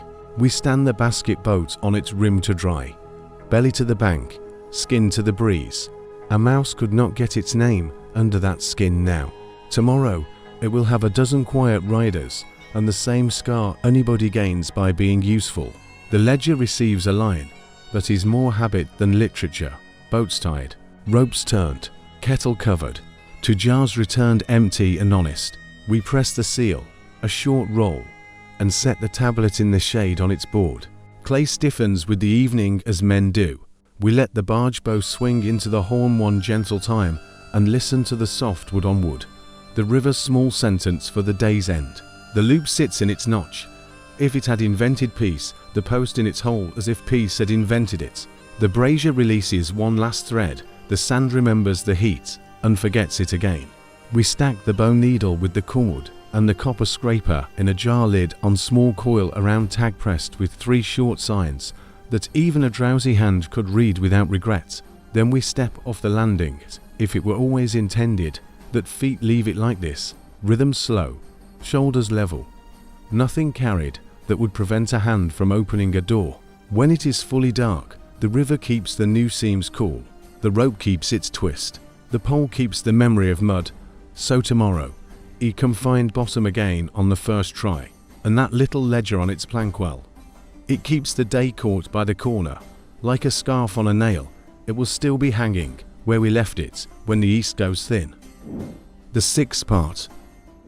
At the edge of the Kill Road, where carts leave a shallow rut and reeds crowd the ditch, the ground gives underfoot like bread the minute before it learns crust. A long pit holds river mud, the colour of tea after the second pour. Men stand shin deep, push the mix with their heels, and fold chaff into it, the way a cook folds oil into meal slow, without pride. A boy tips a jar of water along the rim, and the pit answers with a low burp as air learns to be earth again. Nearby, a line of wooden moulds leans against a plank. Each is a tray without a bottom, corners bound with palm strip, sized for a hand that remembers the weight of a day. No gong or shout starts the work. A man with a split gourd dips, pours into a mould set on a reed mat, and the mud slumps true. He pats the corners with his fingers, draws a palm across the top to level, and lifts the mould straight up so the newborn brick keeps its edges. The first 100 lie like sleeping fish, all facing the same way, hairline gaps between 4 wind. Some will dry into plano convex shaped bellies, made by hands good 4 volts, that like to interlock like basket weave. Some will stay square, by crew preference and a foreman's patience. Not far off, a stamp waits on a block, a little wood face with a crew mark. Each brick gets a light press on the side, nothing grand, just enough truth so, months from now, a wall can tell who raised it. Set apart on a board, a handful of bricks shaped like wedges. Those will tuck arches over a drain mouth and keep the curve honest. Drains matter where water forgets to leave. We cut beds 4 pipes with a mattock, the blade notched where a careless hand once met a stone, and lay baked clay cylinders end to end, their lips seat with a smear of bitumen thinned over a candle of reeds. When the joint sits, a wet finger smooths the seam, a trick older than any porch in this quarter. By mid-morning the pitmen step out, wash ankles in the ditch, and let the sun hold the brick's hand. We walk to the plot.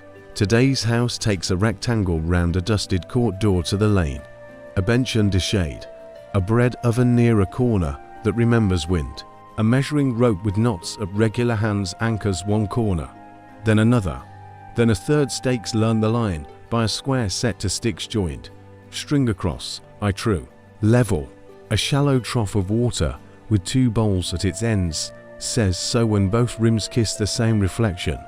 The line is right.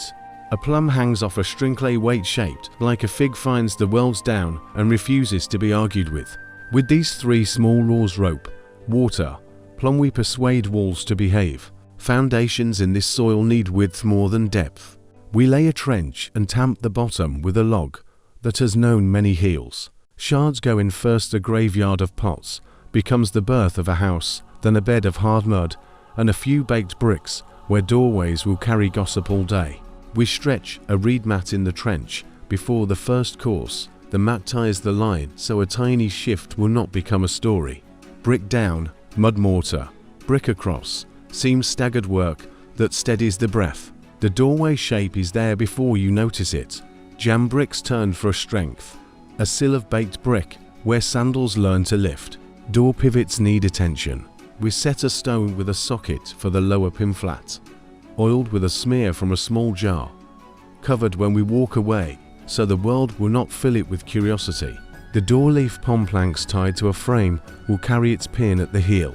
Up top, a wooden cap with a cup carved in it waits for the upper peg. Doors in these streets do not lock with iron, they persuade with bars, pegs, and custom. On the bar we carve a shallow notch, so a man's hand finds the same place every evening, and the muscles in his palm remember where the day ends. In the court, the oven mouth looks like a jar turned on its side. We build it of small bricks and straw clay, a dome that learns its strength slow. A smooth pebble polishes the throat, a reed brush sweeps, crumbs a potter's ring with a crack too small to ruin its dignity becomes the cooking floor, where heat will hold steady. Next to it we lay a bench to courses and a plank shade side, with a shallow niche in the wall 4 jars. A clay pipe, pitched to the lane, will carry wash water under the threshold. Its mouth gets a grill of reeds set in mud, so a rat must reconsider its degree. Roof later, but we stack reeds prepared 4 beams. Palm trunks are too proud. To few we use what the river offers: palm ribs, tamarisk poles laid across, then reed mats on those, then puddled clay pressed with flat palms until the surface shines a little and the slope points rain toward the lane. Evidence says men have been doing this longer than anyone here can count. If they had found a better way, the walls would tell us by now. They have not. We test a beam by the sound it makes under knuckles. A beam that rings like a thin bowl belongs back on the stack to be someone else's lesson. Inside, a wall niche gets shaped while the mud is still in talkative mood. We slip a plaster of fine clay over it, let it take a bit of straw, and rub with a round stone until the face learns to be one plane. Niche, shelf, lip, nothing sharp enough to snag a sleeve in the dark. We scratch a small sign near the corner that tells which crew laid this run. Not law, not vanity memory. The foreman taps the sign with a knuckle and says the 2 syllables we expected. He says them flat. Flattery is for markets. Walls understand the syntax of taps better. A jar of gypsum from inland sits open on a mat. The powder drinks water fast. We add a little at a time, stir with a reed paddle, and stop when the spoon leaves a ridge that forgets itself in 2 breaths. We trowel the mixture over a section of wall no wider than 2 outstretched arms' weights, then 1 more thin pass, then burnish with a smooth pebble until the light lays down and stays. Whitewash cools rooms without grabbing the eye. A house that wants to be slept in prefers the tone of bone and sun-touched milk. When the sun stands tall, the brick line near the oven has learned enough stiffness to hold the next course. We set a lead string across the face and adjust by finger until bricks kiss it without leaning. A child taps each brick lightly with a stick. Any that answers dull earns an extra press, and a moment of attention. Any that sings to high gets a smear at the edge. No drama. The wall does not owe feats, it owes the courtesy of plumb and level. Work breaks fall into the day, as they always do. Flat bread from a cloth, a thumb of onion, a small dish of dates, a sip from a jar that still remembers barley.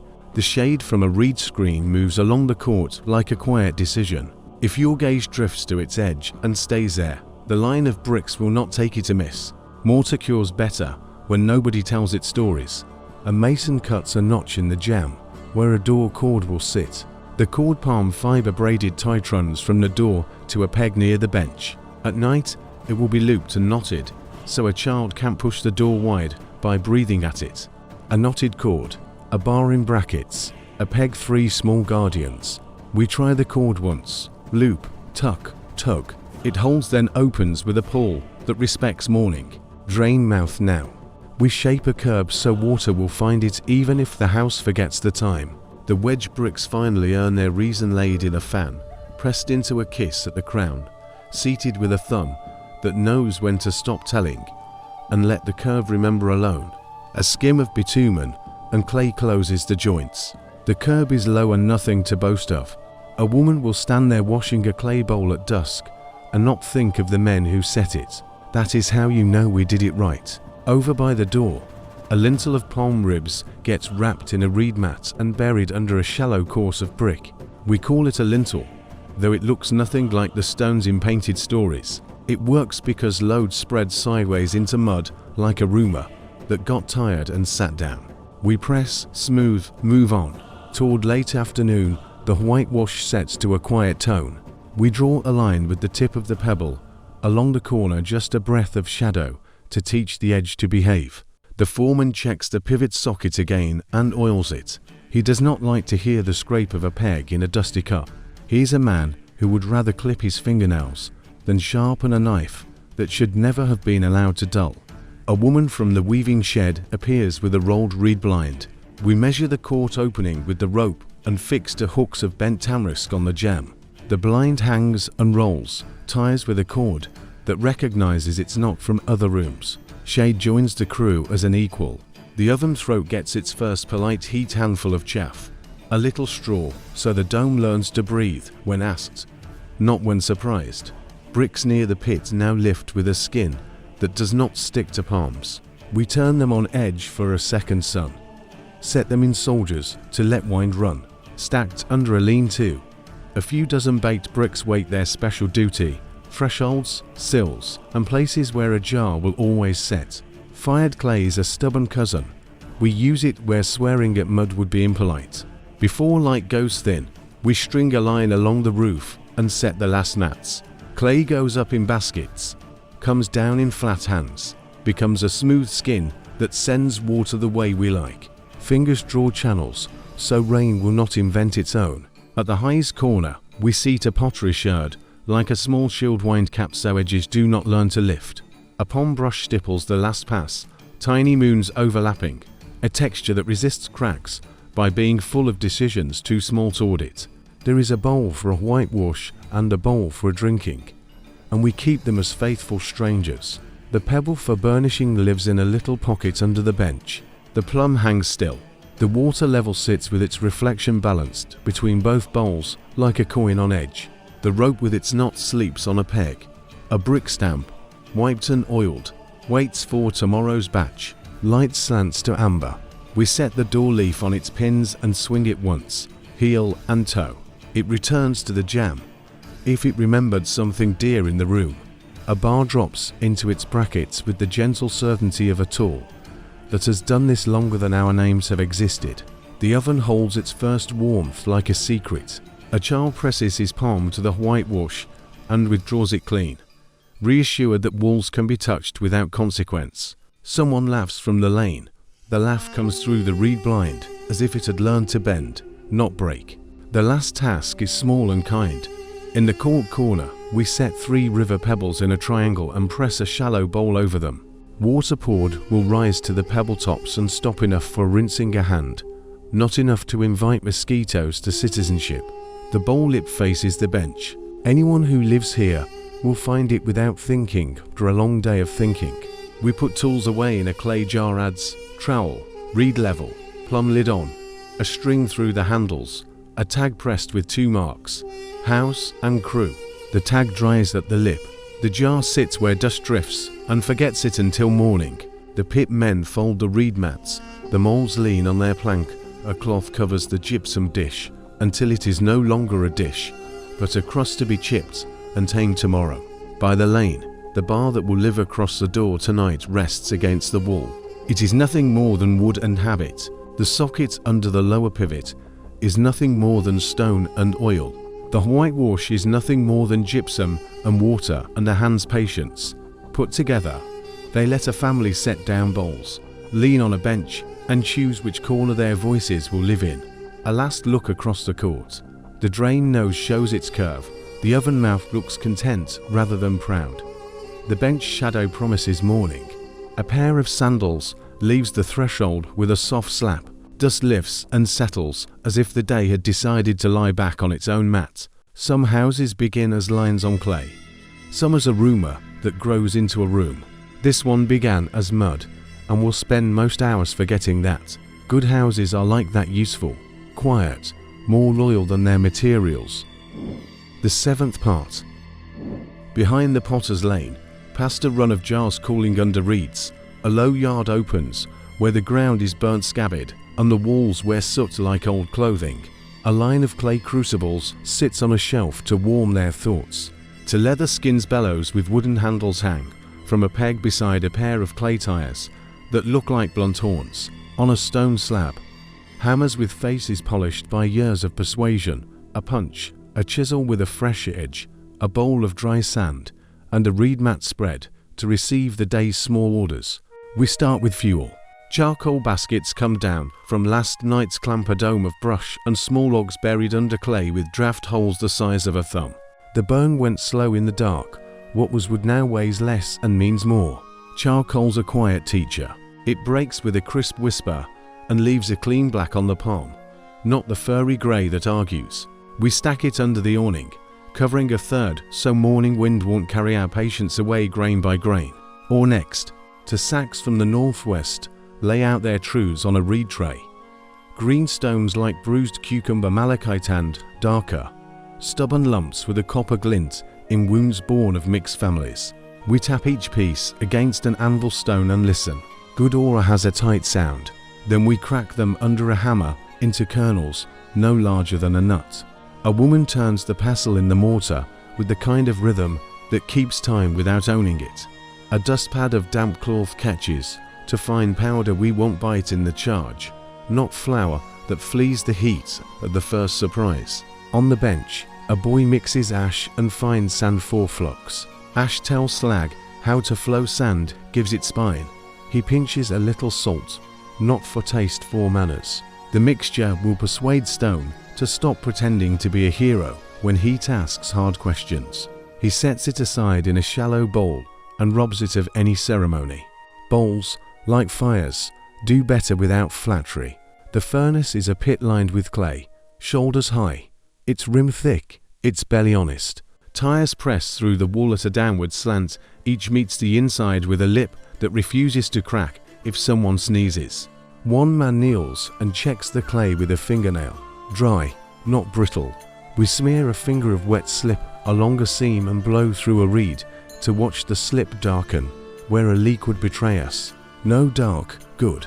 Charcoal goes in first to preheat the belly.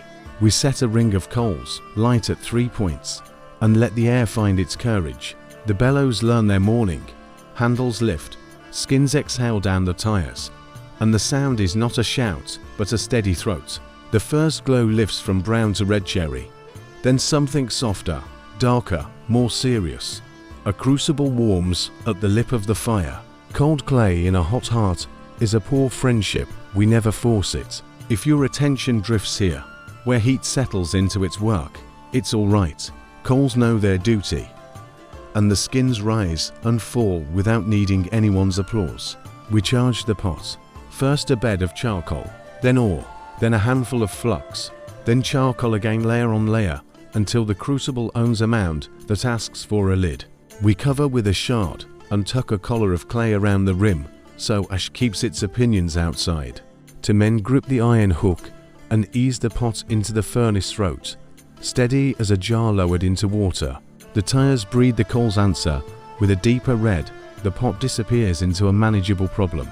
On the stone slab, molds wait. For simple shapes adds head, chisel shank, small riveted knife. We use 2-piece clay molds, hardened in last month's fire. For a finer piece, we choose wax. We shape the blade in beeswax, lay it in damp clay, build a jacket, and cut vents, and a gate so metal will enter, air will leave, and nothing will learn to explode from surprise. Evidence suggests the waxway came by clever hands who hated waste today. We are not proud, just careful. We set the jacket near the furnace mouth, so it forgets its damp, without remembering cracks. A man with salt on his brow rolls ingot tags. Between finger and thumb small clay slips with holes. Each will hang from a cord around a bar when it calls.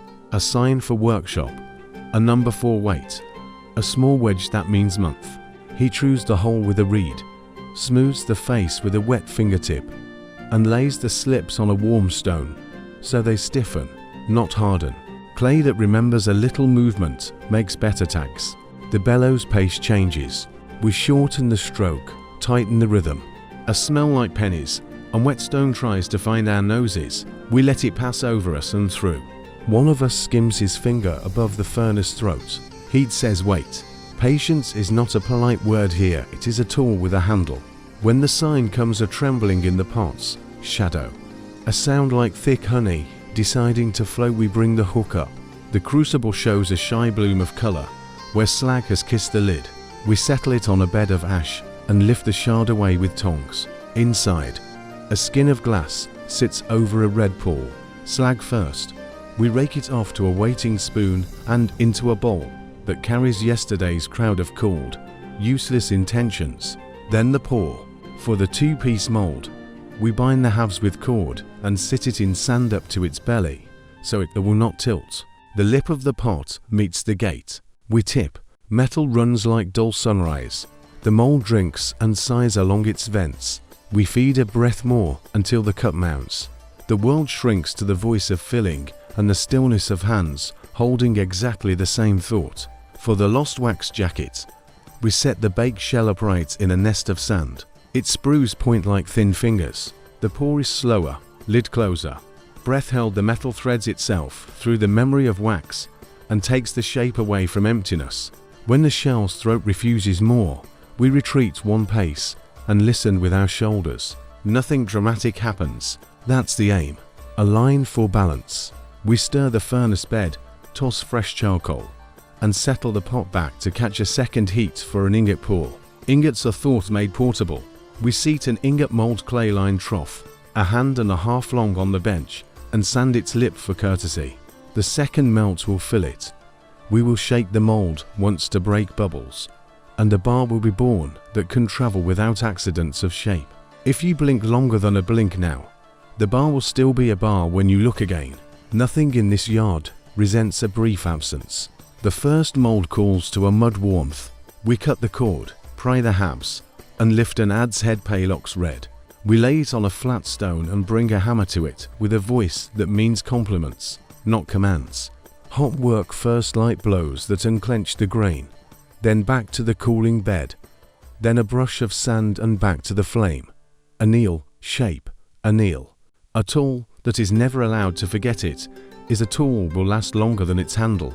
We open a rivet hole with a punch to taps, then ream with a tapered pin. The whole edges learn to be smooth enough to meet wood without petty arguments. At the water tub, a boy clears surface ash with a leaf and holds the handle of a long tongs. We do not quench, yet copper likes to be cooled under the patience of air after it has learned its new pasture. Quenching comes for small parts that need a different temper, or for the sake of handling. Today we let the metal breathe. We weigh the newborn tool on the small beam. Leaf weights walk the arm, the pointer finds center. We scratch the number on a shard and press that record into a fresh clay slip tag. The tag hangs in the same basket as the tool until wood is ready. Nothing disappears here without leaving a line somewhere. Across the yard, a man trews a half tamarisk shaved, oval in cross-section, so the hand knows front from back without staring. He cuts a stepped mortise, tests the fit, and taps the adze home with a stick that has never had the honor of a word like ceremonial. A strip of rawhide wraps the throat, gets wetted, and shrinks to humility. The adze looks as if it was always meant to be held. We turn to the finer casting. The clay jacket that once held wax gets a tender crack near the sprue. It will do for this pour. We tap it with a fingernail and listen. Good. We break it with a mallet after it cools. The shell falls away in petals. Out comes a small blade with a raised rib, crisp and unashamed. Its sprue looks like a dry stream at a field's edge. We nip it with a chisel, file the neck, and rub with sand until the color under the red is what copper calls its inside voice. Bellows ease coals dim to the color of late figs. We append the ingot mold. A red tongue slides into the air and sets on the slab. Bar. First weight of the morning. We mark the end with a reed dipped into soot, to short lines and a dot for our place. Then the tag through a cord loop. The cord around the bar. A little knot of thumbnail can forgive. Bars without tags end up telling long stories to men who should be asleep. We keep our bars quiet. At the corner table, a bow drill learns another task, piercing a small disc for a scale pond chain. The drill's string hums, the point eats, and then stops. A touch of sand wakes it. The hole brightens at the mouth. We pass a wire through a twist of drawn copper and tie it into a chain with simple H-shaped links.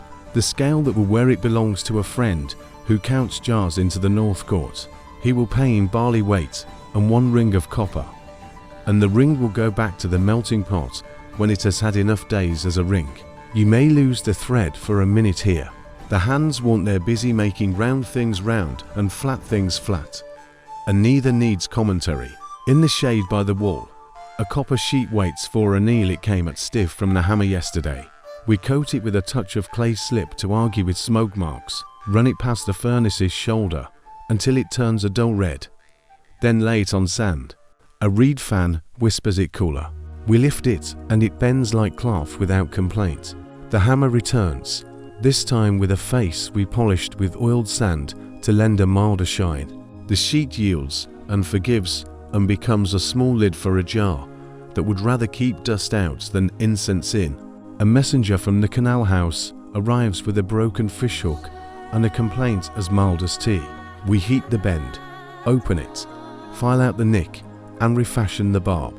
A hook that has met labor is better than a new one. It remembers fish as colleagues rather than rumors. He leaves a shard with a wedge and a small baked token shaped like a boat. We press the token into a buller, roll our seal, pierce, hang. That's his receipt. Paper goes back to the river, here clay stays. The old bellows skin crack shows a line we do not like.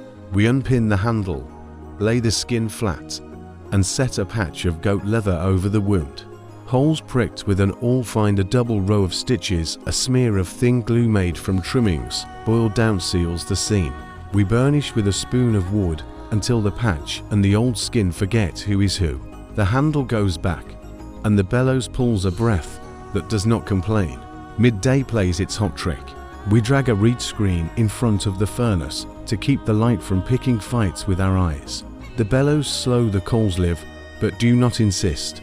Bread exhaled from a cloth, an onion bit in half, dates that did not need a vote to be sweet. A bowl of watered beer, set in a shallow trench to remember cool. There is talk of nothing, the best kind. A lizard owns the wall for a minute and then resigns. Afternoon is for finishing. We set the adz's edge with files and stones. Copper dolls if you drag it like a boast. We keep our strokes short and honest. The final pass on wet sand makes a lip that will serve until it meets wood and the road again. We heat, cool. Heat little anneals like naps to release the temper that hammering taught to well. At the far bench, a small figure cast last week gets its eyes drilled with the bow drill. Then a string hole through the hand, so it may hang where someone believes hands matter. We are not priests. We make holes that behave. The ingot bar calls to that deep skin that fools the thumb into thinking it is cold. It is not. We weigh it on the big beam with clay loaf weights, write the count on a tablet, and press the workshop seal along the edge an anvil sign and a short line. The bar's tag gets its number, wedge the cord takes it, the shelf receives it. Copper does not walk if you teach its feet decency. A young man files a rivet smooth, then sets it from one side and peens from the other, while a neighbour holds the head against a short anvil.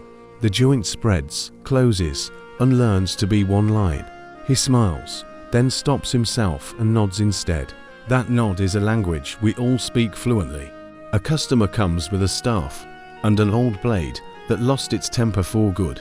We hold it, listen to it against the stone. It will serve as a scraper. If we teach it humility, it will not cut cane again. He looks disappointed only briefly. We show him the new adze, set in its tamarisk. He tests the balance with 2 fingers at the throat. Then his shoulder remembers what it once knew. He leaves with the tool and the old blade wrapped in a rag. Nothing goes to silence here, everything finds another sentence. The furnace gives a last blush to melt a handful of sprues. We pour them into a tiny pig moulder puck that sits on a shelf marked oddments and scratch a sign on its face that means again. The shelf wears such small promises like a string of quiet moons. Light softens. We clear the tires with a reed and the cough of air. Then plug them with wads of clay so the belly cools slow, not sulking. The bellows get dusted and hung on their peg. Handles out. Leather away from the wall so it dries without learning a corner. The crucibles go upside down on their shelf water. Finds it harder to climb a joke. On the slab, we gather tools into a clay jar. Tongs, punch, chisels in a roll. Files wrapped in reed, so their teeth won't learn to brawl. The anvil dog, the little spoon for slag. The lid seats a cord goes through the handles, a tag our sign, and the day hangs from the loop. The jar leans against the wall like a friend who has not learned to be offended. We mark the tablet that lives near the door. Bars cast, tools finished, repairs made, weights used, charcoal left. The cylinder seal walks its path along the edge and stops at the notch we cut to tell the hand when to stop. There is relief in small machinery like that, not gears and wheels, but habits and cuts and the comfort of a rule that fits in a thumb's memory. Before we close, we lift each hammer and let it down again. As if to remind it, we will call on it early. We rub a little oil into the hafts where hands sweat. We fold the reed screen and tie it with a twist that loosens when asked. The water bowl gets a fresh cloth over its mouth. The sand bowl gets covered with a shard. The charcoal heap receives a mat against the night's small wines. Out in the lane, a jar rings. Someone tapped it to call a child. The note comes in, touches the crucible shelf, and leaves wearing soot. We grin. The day is almost put away. A last check on the shelf. Ingot with tag, adze with tag, small lid, chain for the scale man, a repaired hook, and a pig of sprues for tomorrow's second chances. The gate bar of palm settles into its brackets. The yard smell changes less bright, more like cooling metal, telling stories back to earth. We lean the bellows handles together, so the skins don't forget their shape. The little clay tires sleep on a bed of sand to keep them from rolling into trouble. A sweep of the floor pulls the day into a shallow panslag flex. Grit, one lost token. 3 or 4 copper filings that are worth the trouble of a wet fingertip and a smear into the scrap jar. When the light thins to pearl, the forge remembers it is a room. Shadows soften the hard truths into manners. The last heat goes down into the pit. The wall gives back its warmth to nothing in particular. Tomorrow will be another string of ordinary nobility charcoal, ore, air, and hands. Tonight, it is sufficient to stand the hammer in its place. to feel the bench under fingers gone smooth with work, to know where each tool waits in the dusk without asking. The 8th part. Dusk climbs the brick stairs, one wide tread at a time. Below, ovens give up their day above. The roof of the temple house holds its evening tools ready. A drip bowl set inside a deeper jar, a rod of peeled tamarisk for shadows, 2 cords with knots, a star frame of crossed reeds, and a flat tablet that kept cool all afternoon under a folded cloth. 3 lamps wait along the parapet, their wicks trimmed to the length that encourages flame rather than bravado. The water clock gets its first attention.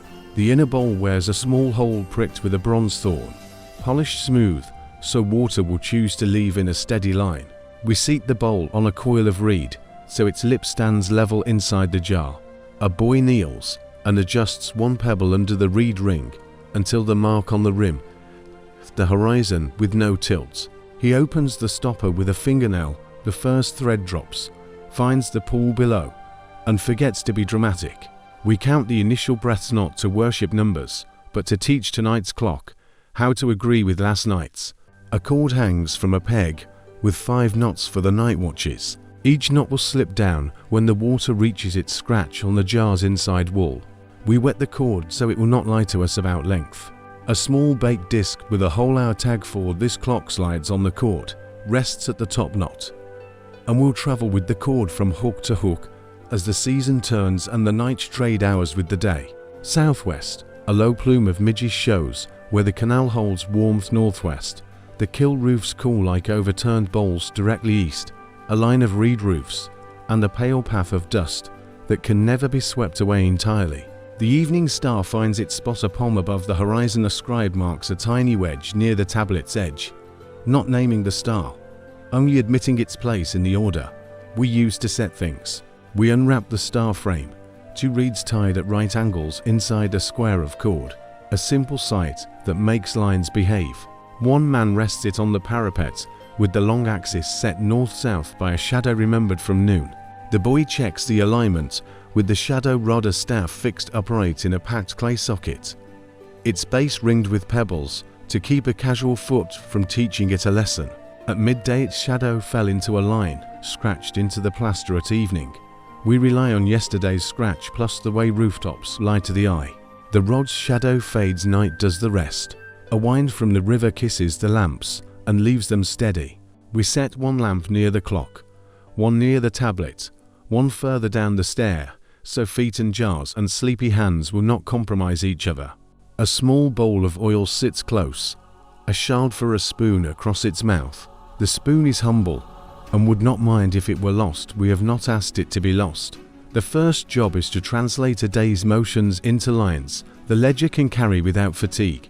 We lift the cloth, turn the tablet so the long edge faces the lamps, and draw with the stylus a column for canals to open, a column 4 gates to close, to 4 rations due before the 2nd watch, and 1 4 tides of the basin, which answer to the river's slow intentions more than to anyone's hope. The wedge signs press clean the clay remembers without exaggeration. From the stair, a porter arrives with a small jar and a folded reed mat under his arm. He sets the mat by the parapet, places the jar within reach, and reports the last bulla that passed the key, both beer, both marked for the southern work crews. He rolls his stamped seal on a slip. We press a wedge foreseen, and he leaves with the steps measured out in pairs, because that is how these steps must be climbed and descended in a day, when the legs have already listened to more than 1 errand. Not far from the water clock sits a square tray filled with sand. In it, we lay a slate of smooth clay and press a gnome on another small rod at the center. The sand supports angle, and when the clay receives the rod's foot and stops it from learning to wander. Tonight there will be no shadow to draw, but the tray remembers noon and the line scratched then that will fix tomorrow's measuring. A line here allows a different line down in the canal house. To make sense, we avoid letting lines become riddles. The first watch begins when the water meets the scratch that has been true since the last new moon. The boy touches the cord's knot and slides it down. A scribe makes a small wedge where the page says first watch, and we speak softly the tasks that now belong to the night. Watchman to change his round from parapet to door. Oil jars checked in the north court. Oven dome to hold one arm of warmth for dawn bread. And the brewery to draw off the thin beer for the crews who will be in water up to the calf by sunrise. We teach the boy to listen to the drip, to a steady singer, not fast, not slow, but the kind of time a man's chest can match without growing tired. He matches it, then his attention floats to the sky and returns at the sound of the next drop. He will learn to keep to kinds of time soon enough. To men with a measuring cord and a string of clay tacks come up to check the horizon marks. We lay the cord on the parapet to match its knots to the bright points that have taken their places over these bricks since those bricks were first called.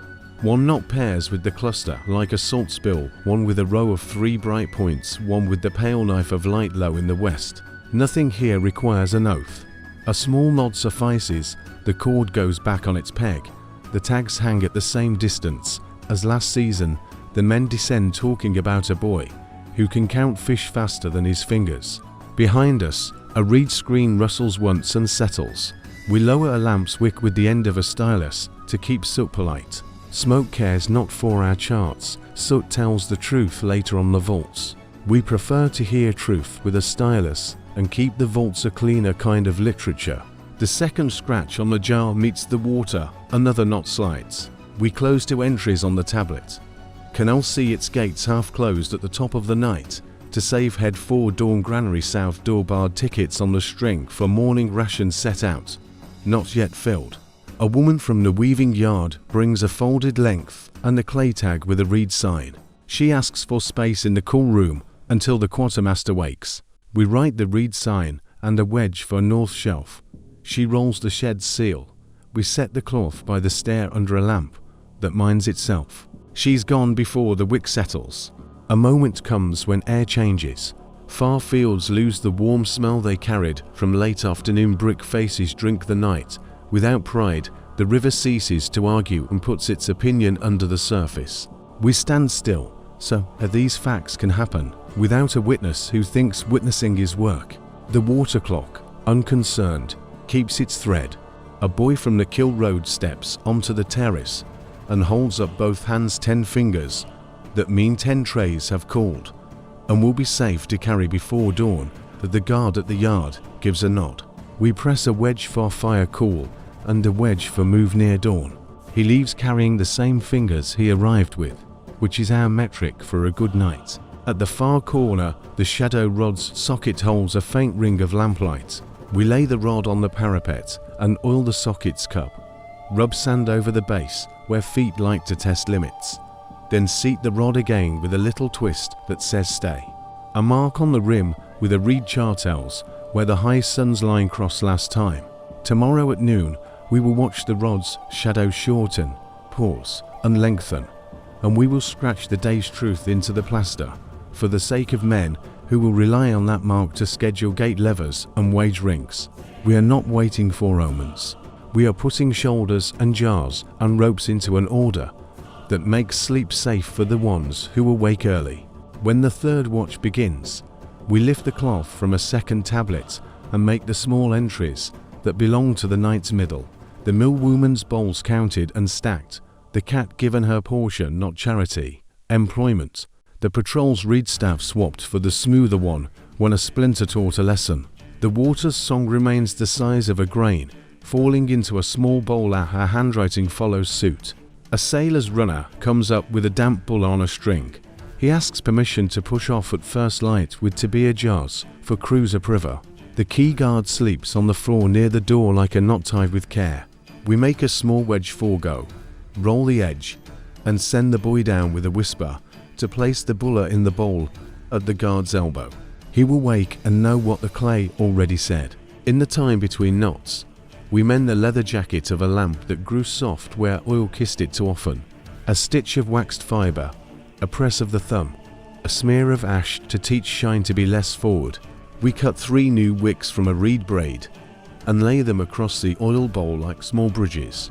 Above the parapet, the strip of sky between rooftop and horizon holds 7 points like holes in a sieve. We do not name them tonight. We know where they ought to be, and they know we know. The boy, as boys do, asks why the clepsydrus hole it is not larger if we are tired. We let him calculate with his finger where the third knot would be if the drops doubled and the night stayed the same length. He discovers his error with a private smile and removes his finger as if it had invented the mistake. The jar makes no remarks. August fingers through the lamps and fails to win. We pinch one wick a little shorter pop, a gentler halo. Oil threads in the bowls stay level as a level need be. On the tablet, we close the line for the oven's banked coals with a mark that tells the baker how much kindling will bring the dome back to persuasion. A practical mark is the shortest prayer. Deep night, and the water reaches the next scratch. The cord knot slips. We pull a folded reed screen over the exposure facing the river. The breeze now prefers you to be still. We add 2 drops of water to the jar to make up for the call of thirst a moment ago. 2 drops are nothing, and also the difference between a plan and a story. On the stair, a reed litter hums. Someone in labor, or someone who let a roof promise what its clay could not. Either way, several men and one woman pass with faces that look inward, not up. We step back, we write nothing. The terrace is a room for schedules, not 4 names given to pain in the instant that has no schooling. Close to the 5th knot, a cup of barley water arrives and sits near the clock for the boy. He drinks without looking away from the thread. The act of drinking is simply a longer blink. Down in the court, something knocks, only ajar, greeting a friend. When a mule rubs its ear on a post, the sound that means repair is not required. We keep the stylus moving. The last knot slides when the eastern edge of everything considers a lighter shade. We fold the cord back up to its first knot and hang it on its nail. The jar still carries a finger's width of night. We stop the hole with a sliver of reed, because there is no point in filling a basin that will be emptied on its own schedule. The boy pours the jar's content into a shallow bowl set for plants that live above the stair, not because plants requires a ledger entry, but because drawings of cycles are improved by small acts. We cover the tablet with its cloth, tie a string around both ends, so the night cannot be edited by a man who calls himself a morning. A seal rolls once, neat and unhurried. We tuck the stylus tips into a pot of sand, so they dry without bending to mischief. The lamps get a breath, 2 fingers on each wick to make sure a spark cannot negotiate its way into rope or reed. Then we hood them with their little caps. Down the steps we go, past a door whose pivot cup was oiled yesterday by a hand that will oil it again tomorrow. The gate bar lies across its brackets inside, not as an argument, but as the last sentence of a day. In the court, a single frog offers an opinion to the pool, and the pool holds its tongue. The boy puts the drip bowl on a shelf to dry. He will learn to test the hole again at midday with a stick of barley straw and a pitcher. And he will learn to say enough to the straw with exactly the voice we have used here all night. Before leaving the terrace, we touch the shadow rod's rim chalk line still true and set the reed frame under the cloth. When the sun peaks, we will mark another straightness, and the water clock will sit this time in shade, waiting for evening to ask it to speak again. For now, there is the blue that begins over the bricks, the roughness where hands have leaned for years, and the soft grit of lamp ash that will be swept before anyone else sets foot here. Some nights ask for ceremony. This one asked for a bowl that gave a drop, a rod that remembered noon, and a handful of lines pressed where they will do the most good. The city below wakes like a kiln mouth under straw. We leave the terrace exactly as we found it, plus a cord that has been an honest witness, minus a breath that no one will miss. The 9th part.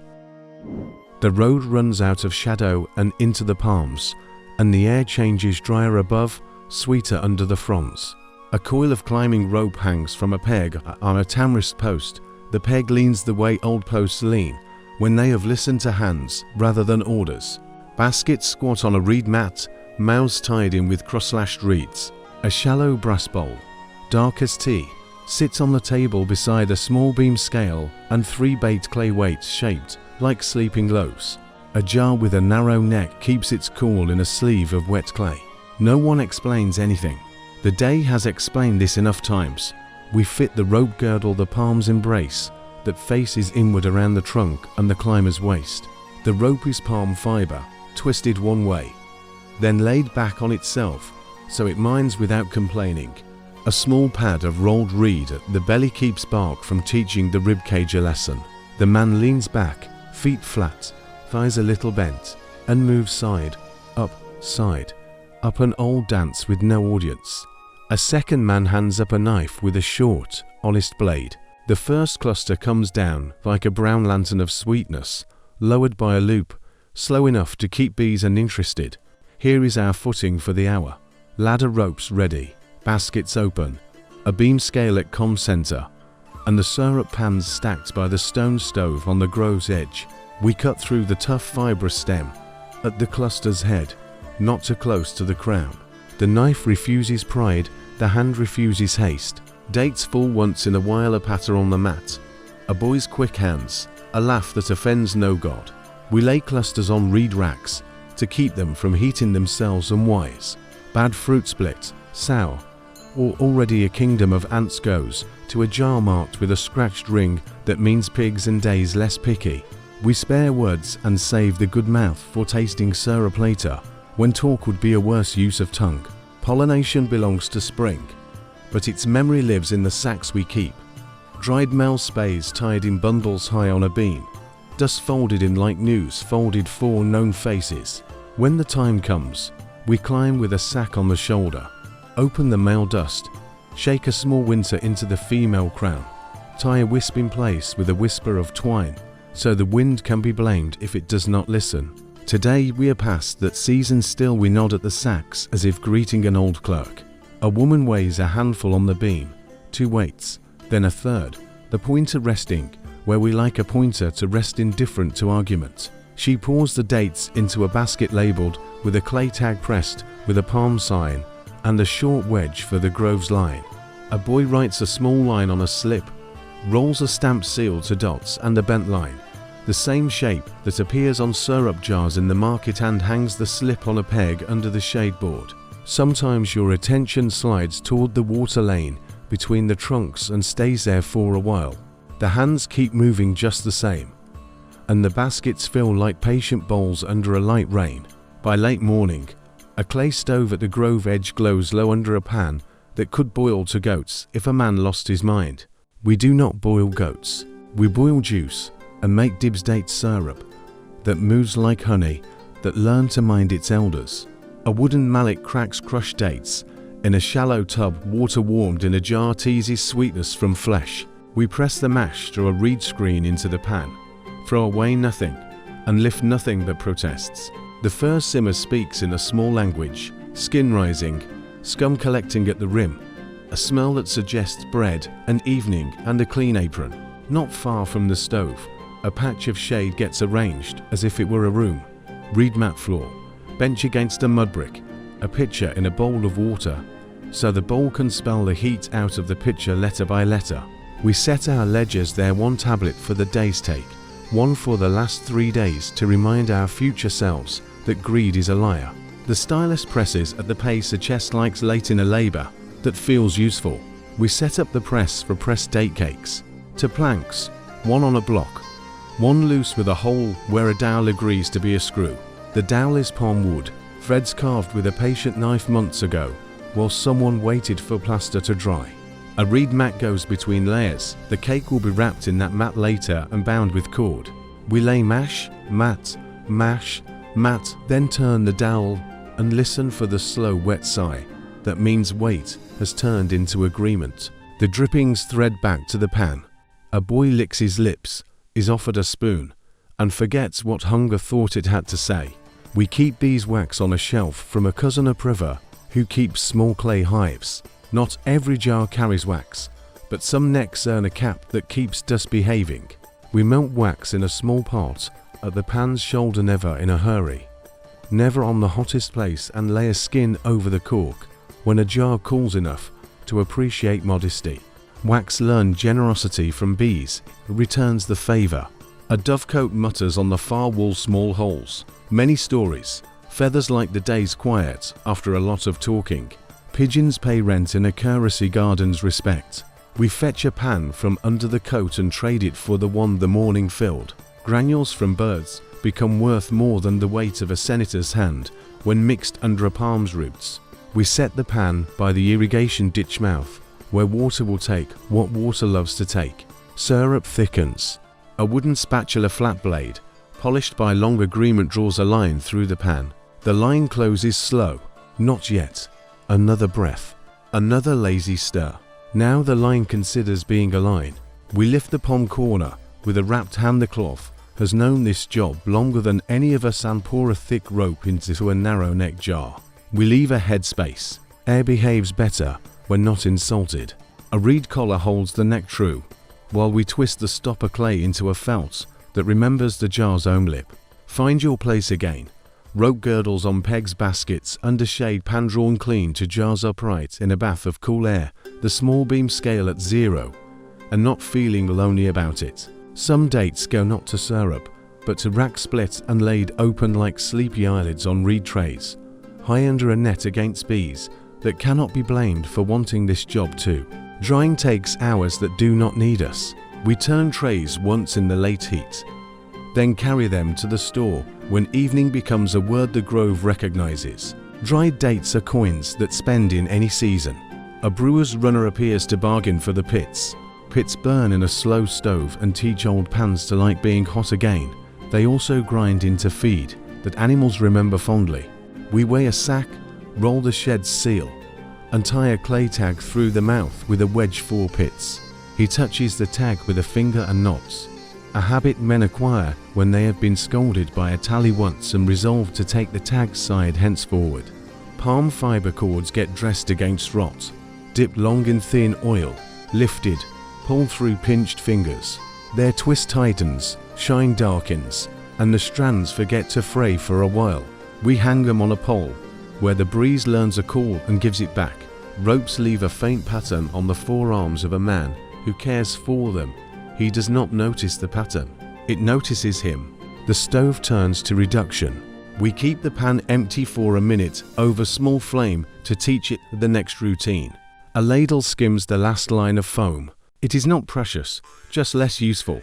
Someone touches the pond lip with a wad of damp reed, and the pan says hush in a fried whisper that means don't be proud when you are so close to perfect. But here is the simplest comfort. Sit on the bench, let your shoulders loosen, and listen to a slow bubble making a case for calm. If you drift a little, the pan will not punish you. The syrup marks its own progress better than any man narrates. We stack the cake, mat, then bind with cord. Each bundle gets a clay seal with the grove mark, and the little wedge shaped like an eye, kept in shade. The store will put it where the floor remembers moisture and the wall remembers thickness. A porter walks them toward a door that can be barred with a stick that once held 15 fish on a string. It learned another job without complaint. Near the canal, a man in a short apron washes his feet, then steps into a shallow pit lined with clay. He stamps straw into mud, a separate problem from ours, but the smell joins us, and the day never thought it needed permission to mix scents. He nods at us, we nod at him. This is how neighbors keep wars from happening. Nods and trades and woman's gossip measured in handfuls, not thunder. Before light goes slant, we handle the ladders again. Rope belts get hung back with their knots toward the wall, so the weight will not pull them weird by morning. Knives go into a pot of sand, points up, to dry and remember what sharp means.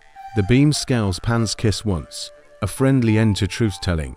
We set aside a dozen jars for the key, each with a bulla hung on a string, palm sign, reed sign, for the net we expect, and the month wedge.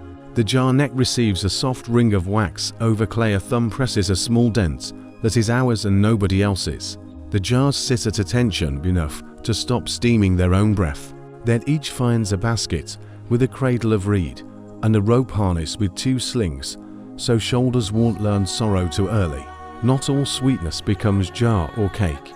A little goes to a cup with sesame pressed beside it. Bread arrives under a cloth. Oil last jars rings the cup. We dip. We eat. We do not talk much.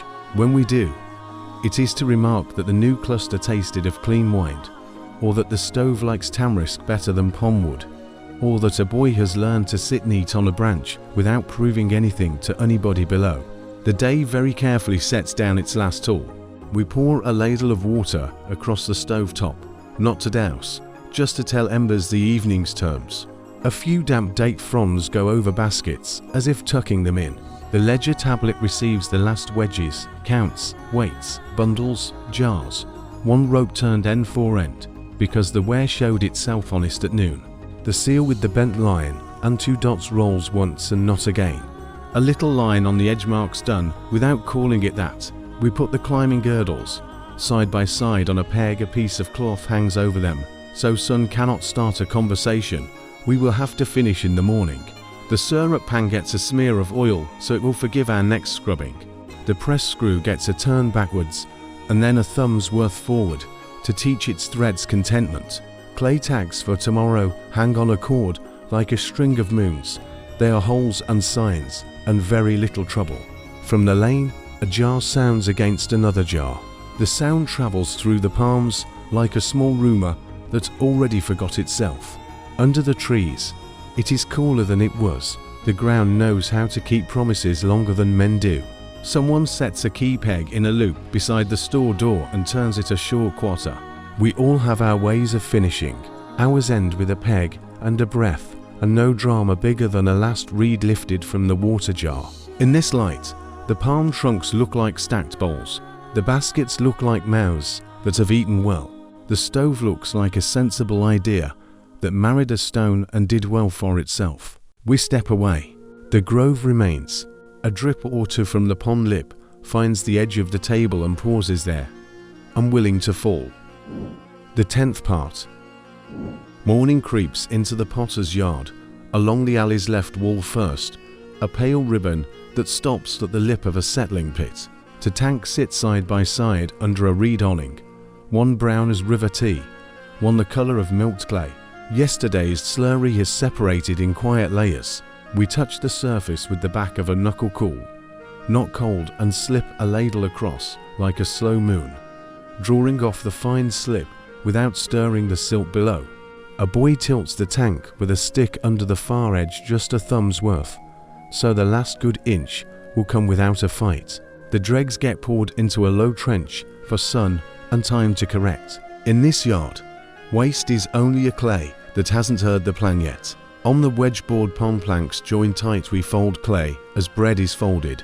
Push, lift, turn, push, lift, turn. The spiral builds under the heel of the hand. Grit hides where it can our palms tell on it. For water jars, we temper a portion with sifted chaff so walls will dry without learning to split. 4 lamps and bowls, we keep the body clean. 3 lumps become 6, 6 become 12. We cover 9 with a damp cloth and keep 3 for the first hour. The wheel is not a wheel as a storyteller would brag. It is a tournette, a thick disc on a low pivot, spun by palm and patience. We oil the pivot, lay a flat of clay as a bat, and set a lump in the center with a press that teaches the mass where the middle is. A bowl of water sits within reach. A reed rib and a string cutter lie on the board. A wire of twisted fiber hangs from a nail, ready to free bottoms that have decided to love the bat too much. A lamp first. The tournette spins no faster than a slow thought. Fingers dip, thumb anchors, and the clay rises under a steady squeeze to a wall as thin as a coin's cousin. The spout is pinched from the rim, shaped with a reed cut to a rounded point. We lay the bowl under shade, then draw a lid disc from a flattened ball, cut a small seat for a wick, and press the maker's tiny marker notch and a dot on the underside where only dust will admire it. Nothing grand. Lamps earn their grace by not making remarks after dark. Water jars want shoulders that forgive carrying. We set a larger lump, press a hollow, and open the belly a little. The hand that lifts water has to think about other things. The jar should live under that hand like a tame beast. We form the lower curve on the tournette, then collar the neck a loop of wet cord to choke the clay hair and raise a short cylinder that will meet a throne ring later. A patch of damp leather becomes our measure.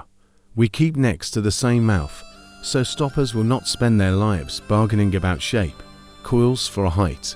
We roll them on a reed mat. The mat whispers when the pressure is right. Score, slip, set score, slip, Set fingers press with that slow push that closes future troubles. The tournet turns, a reed rib smooths the seam, a wet palm closes the line. The shoulder appears, as if clay had decided to take a breath and keep it. A thumb inside, to fingers out. The body finds its voice.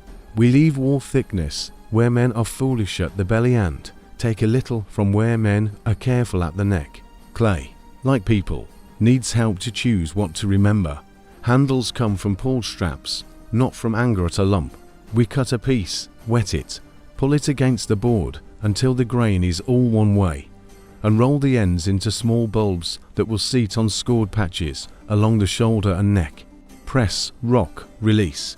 A wet brush of slip seals the promise. We set the jar aside with its handle listening to its curve. The tool for the day's gentleness is a burnisher, a river pebble no bigger than a plum, that has learned to teach shine without noise. Not yet. It will meet the body when the clay is leather hard and ready to accept the lesson. Find a place to breathe. 3 new lamps on a reed tray. To jars finding shoulders. The tournet stone humming under palm. A bowl where slip thickens from yesterday's patience. If you drift a little, the clay will keep its center. On a crate by the shade lives the comb box teeth cut from shell, wood, and fired clay, wavy, straight, fine, coarse. We comb a band halfway up a bowl. A quiet ripple that says handmade without pointing. Another bowl gets a slip coat white over red body, then a stylus scratches a simple ladder that will darken in fire. We never draw crowds on clay. Line should mean this way down to the water, or hold here, or you can find it in the dark. If you get up halfway through the night, that is decoration enough. A saga. We don't call it that, but we keep old bowls with holes punched in the sides to serve as covers when ash grows nosy. Over tight stacks of lamps, we set them like helmets, so soot will stain what is supposed to be soot stained and spare what should glow with a close dull light. A ring of setters' old shards laid edgewise keeps jars off the kill floor. The kill is a dome with a small mouth and a through path that knows its own turnings. We feed it straw first, then brush, then sticks to pull it into the day. A neighbor brings a strainer pot to replace. Dozens of holes punched in the shoulder. Just enough room for thick porridge to remember to be liquid. While the tournet turns, we score a leather hard blank and press a bundle of reeds through the shoulder to start the pattern. Then finish holes with a sharpened bone once the clay has the courage for clean edges. The neighbor runs his finger under the rim and smiles the way a man smiles at a path he will take often and without complaint. The bench by the wall is a place for molds. We press small stampers into damp clay to make jar plugs that will hold oil and syrup honest. A ring, a tiny fish, a palm frond, a gate. Each small face got carved with a fine point dipped in oil, and ash each will tell a stopper which room it should belong to in a house that has a busy mind. We wipe them across a damp cloth to keep edges from bullying. Later, when a child looks for sweetness in the store at dusk, the right mark will mean less walking and no raised voices. At midday, the dome takes the first load. The killerman packs it largest jars to the back, where heat lingers bowls, where the breeze from the flue will lick lamps under covers, a stack of little lids set like a child's game. And at the cram, one old shard we use for listening. A reed set in the mouth tells which way the draw is walking. We watch smoke learn to be thin. We want red heat that keeps its manners steady, no bright tongues. A boy feeds straw along the floor vents in small bow handfuls. The dome answers, we answer back by doing nothing dramatic. Heat punishes bravado quicker than a market cheat gets what he deserves. While the kill finds its rhythm, the finishing bench hosts a lamp parade. We pierce wick holes with a polished thorn and smooth the edges with a wet finger. Orifices that chatter turn bad-tempered, and spit we apprentice them to softness with a thumb. A few lamps receive lids, most do not. Every 10th lamp gets a tiny notch near the handle, so a kitchen hand can find that notch without looking when the hands are full. You may lay your head down for a moment on your arm here. The dome will not sprint, the tournet will not lurch. Nothing in this yard admires a rush. We burnish a water jar under the awning, pebbles circling the leather hard wall until the slip comes up like the first comb on a canal. Burnish is not glory, It is an argument with pause that ends as a handshake. A knotted cord helps us keep the curve true. We wrap it around and measure where the round doubts itself. A lightly damp reed cloth wipes away the mud's last rough pride. The jar darkens a shade and seems to breathe. A girl brings a handle that failed set to dry to marry the neck.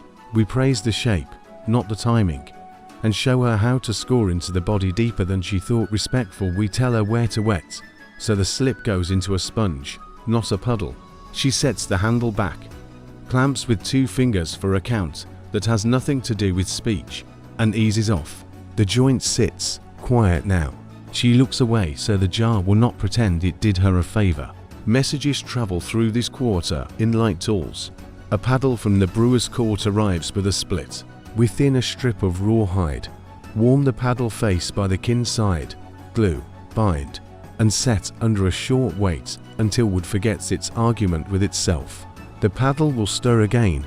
By evening beer wants tools that forgive. Heat builds. The dome gives a tone when tapped duller, then brighter. We slide the listening shard out with a stick, its color speaks. Not yet. Not yet, then a soft red you feel in your teeth. Then we return it to its cradle. A man reaches into the mouth with a rod, presses a little, and sees the top stack settle an obedient finger. The mouth gets fed a handful of brush no larger than a loaf. We are not teaching the fire to dance, we are teaching it to recite. Back at the tournet, sieves.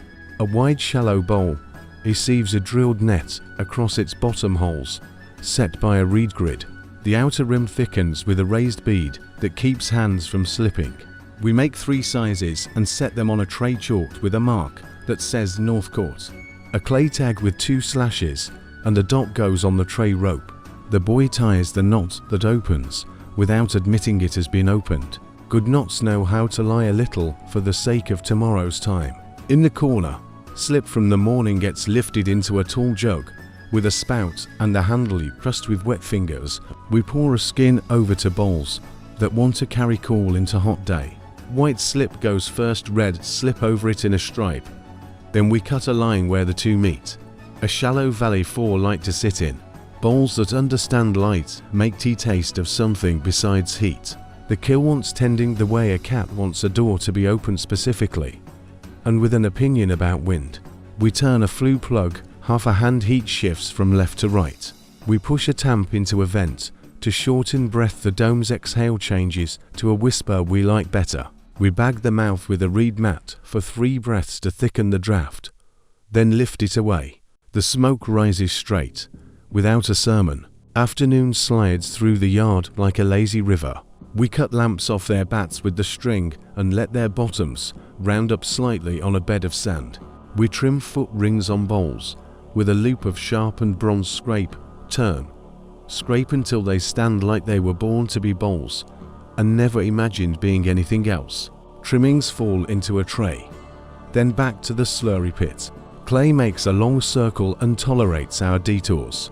A man from the quay arrives with a basket lined with reed cloth. He wants 8 water cups, not round, but with a slight pinch, so lips will know where they are. We have 4 now, we throw 4 more, simple and thin.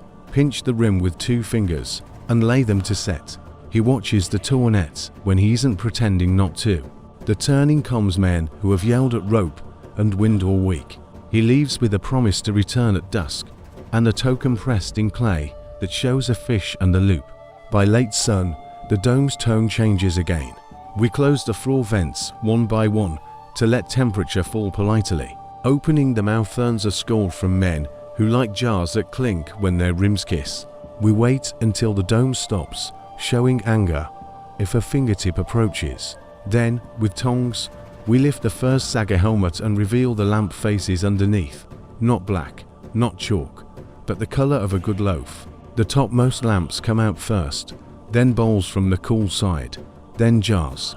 We stack them on reed trays. A jar sings when tapped the thin ring that carries along the forearm. A dead thud earns a chalk X and a future as a drain or a child's drummer. We thank failure for being useful. You may drift again. The ring will still be a ring when you return to it. We sort to the same rhythm you fell into. The wet brush returns, now with a thin gum made from boiled seeds. We wipe jar mouths, Polish one more time with the pebble, and set corks in to teach next their lids. A few lamps get slip-painted shoulder marks for the granary, tiny squares within squares. A code a tired hand can read. Trays gather near the door under a cloth.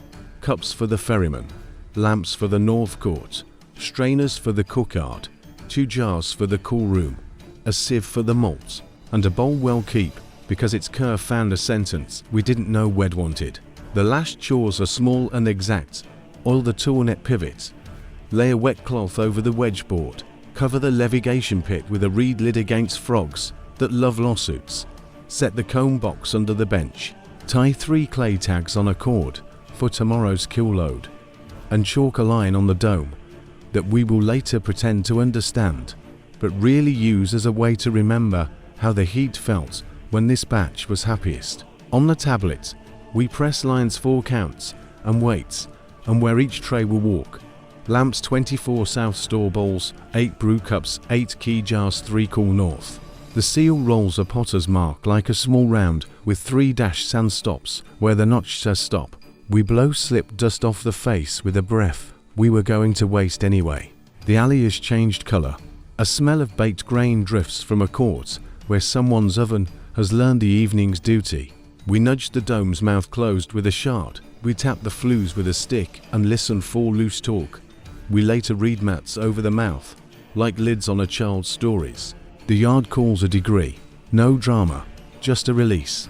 A boy runs a hand over the tournet, likes the hint of oil, and turns it once with his palm flat, so tomorrow's first touch will not be the first touch. At the last, we set 1 lamp on the sill and light it with a spill from the rush.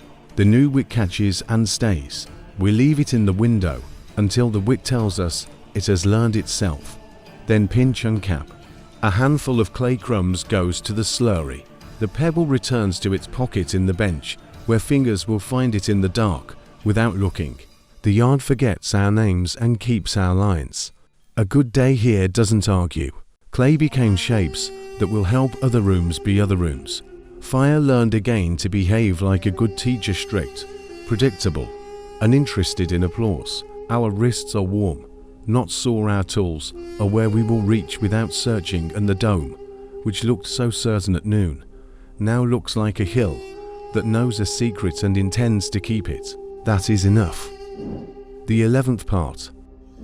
Before the clay of the lane has made up its mind to be warm, the caravan yard is already awake in the manner of places that move on other people's clocks. A low wall keeps the wind honest and the animals persuaded. Pack saddles lean in a row like folded ribs. Panniers of reeds sit to buy 2. A coil of palm fibre hitches hangs from a peg that has learned to carry patience. A short table under a reed awning holds the small beam scale, 3 loaf-shaped weights, a bowl of chalk, and a damp cloth over a tablet that will not be asked to hurry. Farther in, the well ladder goes down by wide shallow steps, brick to water, with a rope at the centre that minds its rope business and nothing theatrical. A handler checks each saddle. The frames are tamarisk, the pads stuffed with reed and straw. He kneads them 4 lumps and talks with his knuckles, not his mouth. A file and a slip of oil live in his belt. The file teaches hooks to be smooth. The oil teaches leather to remember softness. He loops to iron rings with a twist that knows how to open quick. A beast panics, then tests the cross strap with a pull no louder than a breath, not show. Habit. We chalk the packing board the same way every time. Jar, sack, bar, bale, then mirror. Jars near the spine, sacks outside. Bars low, bales high. Nothing that can roll, nothing that can bully. To men weigh a bar copper. The bar marked at the end with a redrawn sign and a clay tag through a cord leaf weights in one pan, the bar in the other, the pointer resting in its small level. A wedge goes to the day's tablet, and the bar returns to the tray where it can wait with its nanas on. A boy brings bells. Not all the beasts wear them, only the leaders. Small copper cups with reeds through their tongues. He rubs a little oil into the leather thong, ties 1 bell under a jaw, and listens. The sound is not a noise so much as a reminder that the rope between the first 2 animals is tight enough and not tighter. Bells keep men honest about distance when dust pretends to be a friend. At the gate, a yard seal sits in a wooden case, cylinder of stone with a reed hut and to fish. We test the string jar buller, loop through the handle knot, roll across, hole clean, tag with the root wedge, hanging extra on the same string. The buller says, "Don't open me from here to there," more convincingly than any man's voice. Jars hold oil, and oil holds tempers in other rooms. When lamps learn to talk at dusk, so the seal matters. Down the well steps, the echo changes. Water at shoulder depth, a jar with a spare neck cap rides in a cradle and comes up into hands that learned this rope years ago. Two men set it in a cool pit where other jars have already learned to settle. We pass buckets for the animals, but not all at once. A thirsty donkey tells lies about fairness. The rope tells the truth in even lengths. A clerk opens the tablet and presses the first lines. Head count by rope, number of loads, route token, wage ring issue. Wage is not coin. Each man gets a copper ring by weight, weighed on the small beam and pressed into his belt knot. He will press it back onto the scale in a yard elsewhere. After a day's work grows old and becomes memory. Rings clack less than words. That is why they rule this table. If you drift as the first panniers lift, nothing breaks. The knots will decide themselves, and the bell will tell you where the front is when you come back to yourself. We start with salt, bricks wrapped in reed cloth, so the corners do not teach the donkey a lesson. Salt pays for itself twice, once when it trades, again when it remembers thirst at a camp and makes water taste like water ought. The bricks go low and centered. Over them, a bale of cloth weaver's blue, the modest kind that lives on sleeves and aprons. Opposite, dates in a basket, seal rolled at the tie, a thumb pressed at the ear. The thumb is not a legal sign to a priest. It is a language that carriers speak to each other, and that jars listen to. The roadmaster lays out the path in tokens on the bench. A fish for the key, a gate for the toll, a star for the night landing, a bowl for the well, a mountain for the dry rise. Even though no mountain lives within a week of here, just a habit that came down river with a man who missed large stones. He strings them in order and runs his finger along them while he says the quiet names of places that did nothing to earn drama. The reed bridge where water slows, the white-lined marker stone by the fig, the low pollen place where bees live and men make detours. At the toll post, we draw water to a shallow bowl, set it on a wooden frame that lives level, and float a straw sliver. The sliver sits straight when the table sits fair. The equal arm beam stands next to it. Two small loaf weights pick up their old argument with three deliberately smaller ones. We settle that quarrel in a way that makes both pans equal and both men not. Men who stand by toll posts care as much for level as they ever will for law code. There is a strap for each flank to belly bands, and a crupper that neither bites nor flatters. We tie with a Spanish windlass in palm fiber. When a strap grows short of holes, one stick, one twist, all tidy. No cursing. A man walks the line, palm against each pack. He is not checking weight, he is learning the way each saddle answers his hand. Answers matter at midday, when road heat argues. A shallow basket holds road tablet slips with signs for jars, sacks, bales, bars, and the wedge that means ahead. The roadmaster rolls his seal on the edge, then passes the slips to the men who will walk close to those loads. A man remembers better when a piece of clay chooses to help. The well takes its due again. 2 jars to the cool pit, 3 buckets, 4 donkey mouths, 1 splash for the steps. Water sits on brick, turns dust to decorum. A frog declares a position and is ignored. A child runs up with an ankle ring that wants patching. We bind it with rawhide and pay him with a date and a small flat stone that he can skip where the water agrees to be shallow. The yard small scale gets busy with rings for porters. Ring to the belt, clip, the pointer bowing.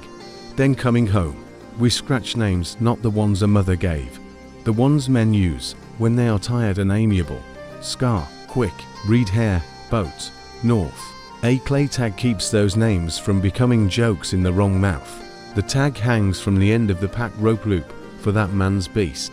He looks at it as if it were a friend and then forgets it, which is the right way to carry symbols. If drowsiness walks through, Let it find a bench. The bells are gentle and the rope does not love anyone enough to let him fall when his head dips once or twice. At the yard edge, we boil a small batch of glue from scrap hide, not for show. Packs are patched with it, pegs set with it, broken rim cane mended. We warm it in a chipped jar near a low brazier that never gets to call itself a fire. The glue remembers to be sticky only when asked otherwise. It behaves like a gentleman who went quiet. We lift the lead rope from its peg. The peg says the smooth word that pegs say when hands have sanded them with years of hands. The rope twist shows a frayed place. We turn it end for end, so the smooth half will learn to wear thin this week, and the thin half will sit where it can rest by being spared trouble. Rope lasts a long time. When men treat it like a person they plan to see again. A guard from the toll house sets his staff against a post and watches hands, not mouths. He makes a notch in a tally stick for beasts that pass, and another 4 loads that look like they would argue that they had tongues. We roll our seal on his tablet, he rolls his on ours, and we both choose not to have opinions about the weather beyond it will do as it does. We check the night kit. To travel lamps with their wicks rolled, to spares in a leather pouch, bottle of oil corked with clay, a strap for hanging, and a tiny hook that knows the difference between hanging at the edge of a tent and hanging inside a pantry. A star frame goes in a woven sleeve to reeds crossed, tied. It sets next to a horn cup and a parcel of chalk. There will be lines to draw in the morning, on dust or tablet, or inside a man's hand where only he will see them. The welt ladder offers one last lesson. The lowest steps are slick where hands forget to kick their sandals against brick. We rub a bit of sand, teach them manners, and leave the rope clean. A woman lowers a jar, raises it to her hip, and walks without glancing at the crowd. The crowd parts to let her pass the way it would part for a barge pole. Everyone pretends not to notice, and that is courtesy. By mid-morning, all panniers sit at the right height. The straps lie flat.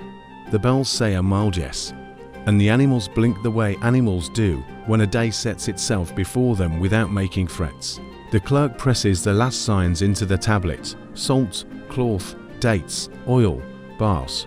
Wedges are small, neat, spaced like steps a child could follow without having to ask. The seal rolls. We cut the tablet's edge with a notch where tomorrow's clerk will stop reading. You can rest your eyes. The line will hold. Men will loosen and retie what needs it without using your name. At the far side, 2 men sort the road kit. A roll of reed mats for shade, 3 stakes, a mallet, a shovel with a riveted throat, a coil of spare hitch, a needle the length of a hand for emergency pack repairs, a purse of leaf weights in case a quarrel with a market wants to be over quickly, and a pouch of ground lime for the seam of any jar that earns our doubt. Each piece sits where the next hand will expect it. Guessing is for markets the road requires less poetry. Before the first foot leaves the yard, we touch the donkey's heel with a finger and lift it. A pebble had a plan. The plan is cancelled. The donkey remembers civility, watches the hand, and sets the foot down as if it were a cup in a good house. On the wall, a reed pen stuck in a crack dries to a curve that will please no one later. So we turn it in the crack so the curve goes the other way, and tomorrow it will be straight again. That is the sort of economy that makes old men smug. The lead rope steps out. The bell says yes. Sand takes the print of 100 hooves without criticism. We pass the toll and the man cuts his notch and does not narrate. The gate peg turns a quarter. The bar rises, and a cold, moving shadow travels over the yard as if a cloud remembered it had an appointment. The last man in the file checks the well rope, touches the tablet basket, and taps the beam scale with a knuckle. The pointer winks toward center as if it understood what was being asked. Be what you are, and nothing more. On the road proper, the line learns itself again with every bend. Men near oil, men near bars, men near cloth, men who can read a knot in a donkey tail the way a clerk reads a column of wedges. We cross the reed bridge. Someone tosses a handful of seeds at the water out of habit. Fish notice. Nothing else changes. At the first rest we throw shade. To mats, 3 stakes. One rope the rope loops over a forked stick and makes evening an hour early. Bales become benches. A jar net becomes a cradle for a tired head. A lamp comes out just to learn the wick's behavior. Oil remembers being oil. Then the lamp goes away again. Nothing else must announce itself. We cut a date cake, pass it like we pass tools without speeches. A boy learns to retie a hitch. He tries to be clever, the rope argues, and wins he ties it the right way the second time. That is teaching. There is a word for the knot that holds the end of a lead rope to a horned post. We do not use it. We use our hands. The knot sits and opens when asked and rewards neither boasting nor neglect. A caravan lives or breaks at that modest level. The road past the gully smells of gypsum and distant bread. The wind trades pressure across the bales. A man at the rear hums 4 notes he learned from the reed flute. He can't afford to take on the road because someone might sit on it. The hum is enough. Donkeys swing their heads in time that men did not teach them. We fetch out a shard and scratch a quick tally when a jar is repositioned because the animal decided to show an opinion with his ribs. The shard goes back to the pouch. Writing on something you're willing to lose builds a peaceful kind of bravery. Toward second rest, we reach a marker stone line washed not for religion, for distance. A notch sits on its north edge, a second notch carries a short stick. We lay our small star frame over it for the joke of it, then put it away. A reed on the ground points to a dry camp we won't be using. We turn away without sneer. Dry camps have a sense of humor that breaks men who don't respect it. At the midday well, the steps are wider, the rope thicker, the jar bigger. A man's foot pauses on a step and reads the polish. Many men today, few yesterday. We adjust our expectations and stop expecting to own the place. A woman with a copper ring at her wrist holds it up for a scale check. The scale says yes. The clerk marks the shard, and everyone remembers why rings are better than voices. Back in line, the bells carry, thin and certain. A child watching us from a wall tries to match his breath to their pace and fails twice, then learns, then gets bored.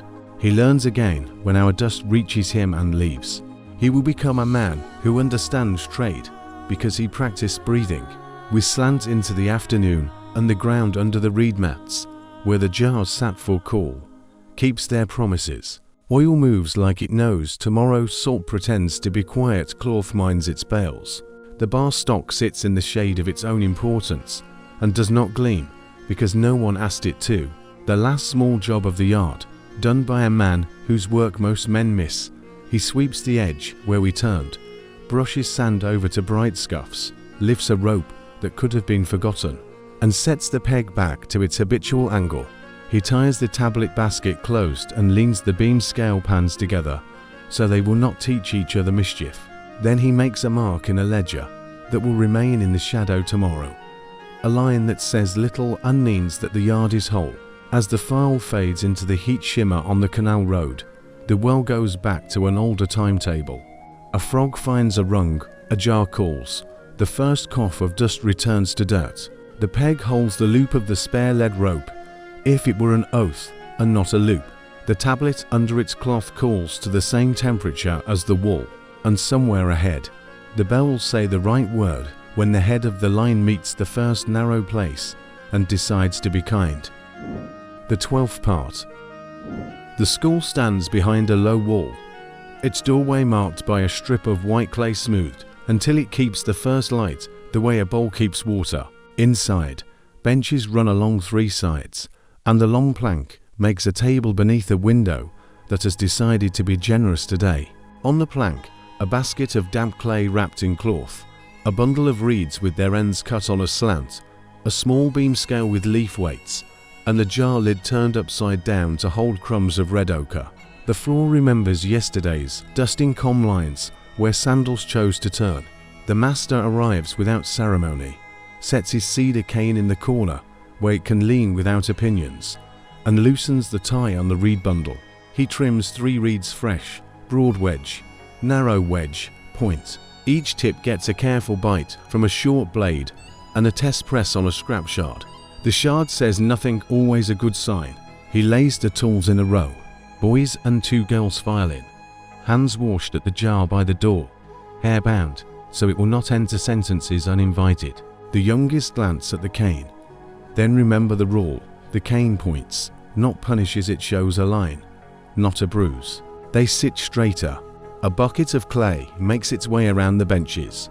The master pinches off small lentils practice tablets, the size of a palm, and passes them from hand to hand. A boy smooths his with a damp finger until the surface shines like a comb canal.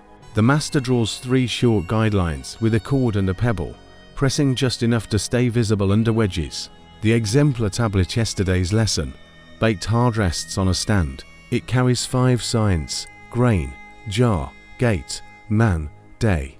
Below them, a simple line of number marks, the sort that count to 60 without leaning on 20 or 10. A whisper of ochre touches the first strokes to show direction: press, lift, turn, press, wrist, not shoulder. The room takes the phrase without words and places it in the wrists that need it. The stylus enters, leaves, returns. Wedges sit in rows that cannot make mischief because the clay holds them where they land.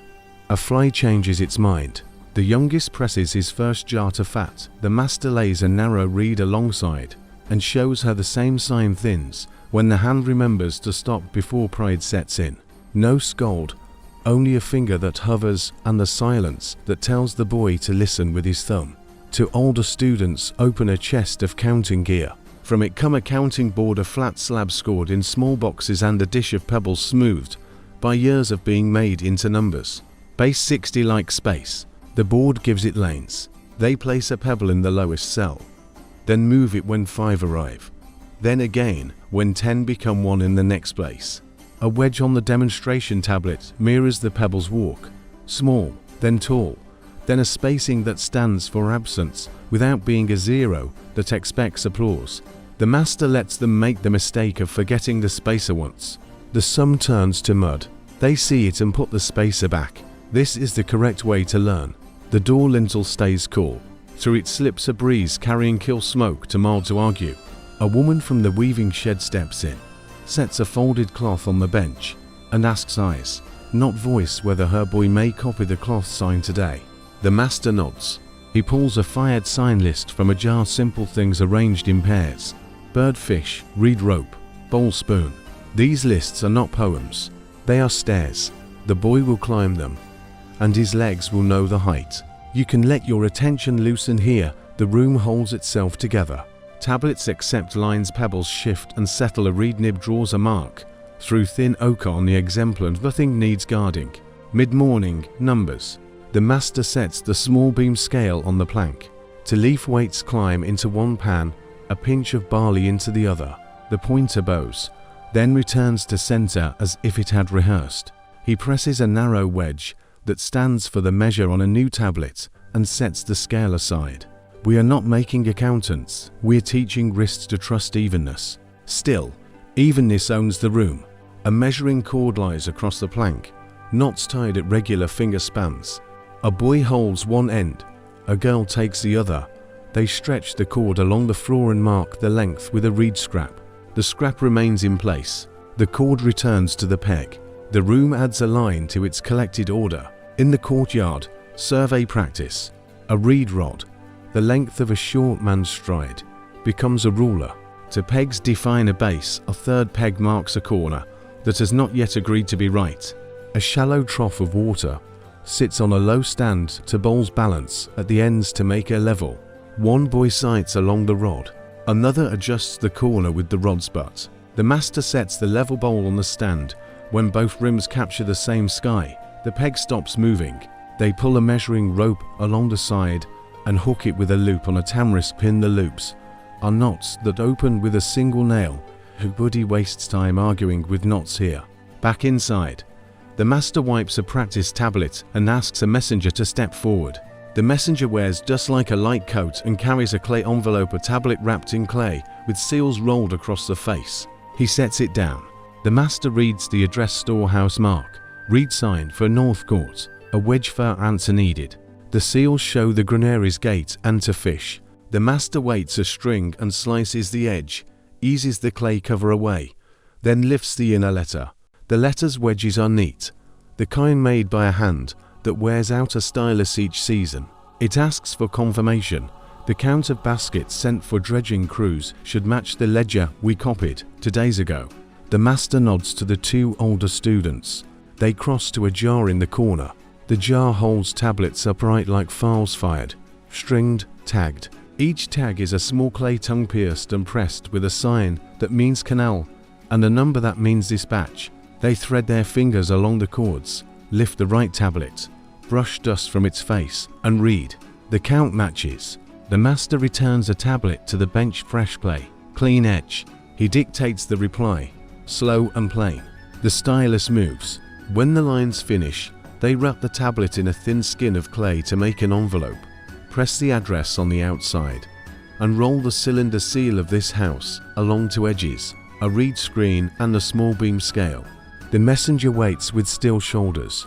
He takes the envelope, nods, and goes. The room has changed his day without changing anything else. A tired eye may close for a minute here. The clay does not mind. The lines on the tablets will be exactly where you left them when you open your eyes again. Lunch steals in without a name. Flat bread that agrees to be torn. Onion that sharpens the tongue only enough to keep men honest. A cup of beer that behaves well in daylight. Some eat at the window ledge, some at their bench, one on the threshold with his feet a little cooler than his head. The master eats standing, looking at the wall where a string hangs with 3 clay tags, lists, measures, letters. He makes a private calculation and moves the letters tag 1 finger to the left. Someone will ask later. He will say it sits better there. The explanation will satisfy because it asks for nothing. Afternoon belongs to longer tablets. The house fronts come out training tablets with 3 columns.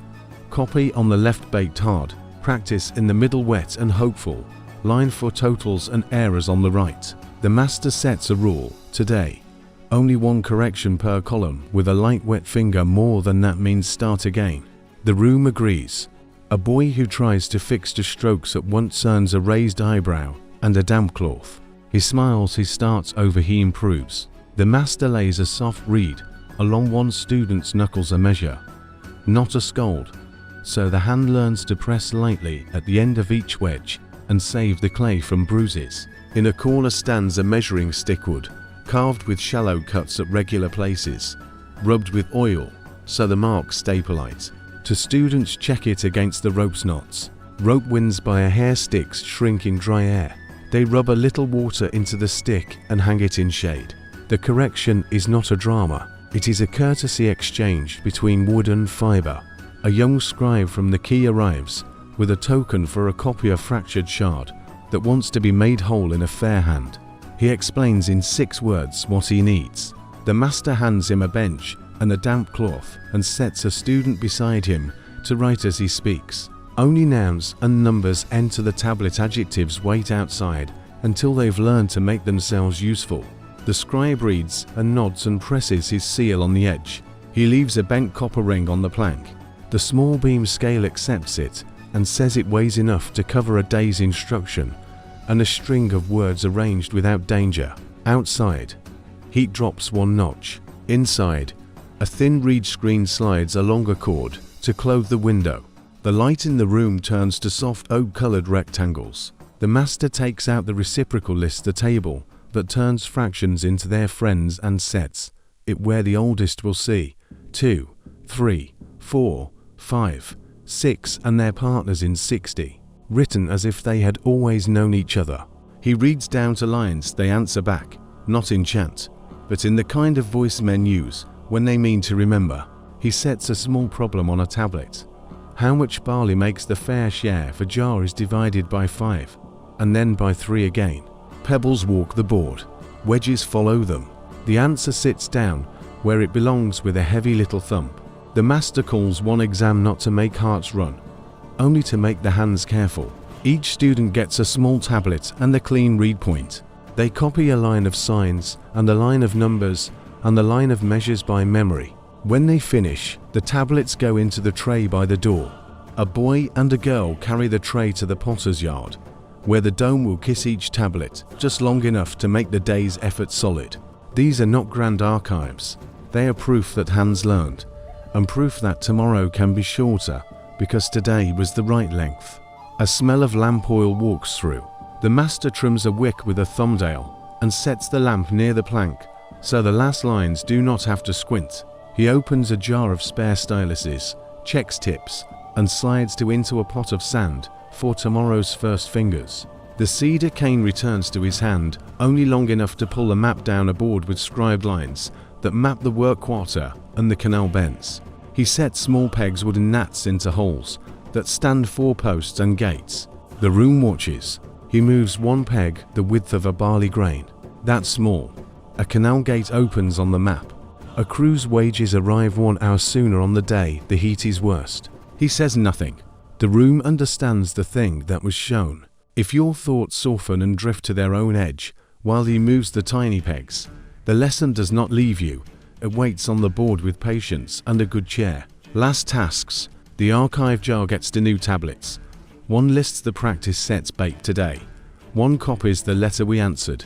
A cord runs through their holes. A clay tag takes the jar's mouth. The tag wears the sign. For this room 3 short wedges like a narrow comb. The jar's lid seats with a soft twist. A damp cloth wipes the plank. A reed brush lifts crumbs into a pan. The counting board's pebbles slide into their dish, one after another, with that sound that makes some men kinder than they were in the morning. A small boy lingers, fingering a reed as if it might speak. The master takes it, cuts a fresh point, and shows him a grip that won't tire a hand by midday. The boy presses a wedge into a scrap, then another, then looks away so the clay won't feel admired. He places the reed in the stand, the way a man lays down a tool he expects to find again in the same place. This is the secret the room has been telling all day. In the doorway, the wall catches the last light again. The master straightens the string of clay tags on their nail until each hole points the same way. He sets the measuring cord over the peg so its weight lies evenly and will not curl in its sleep. On the tablet's undercloth, today's wedges cool to the same temperature as the bench.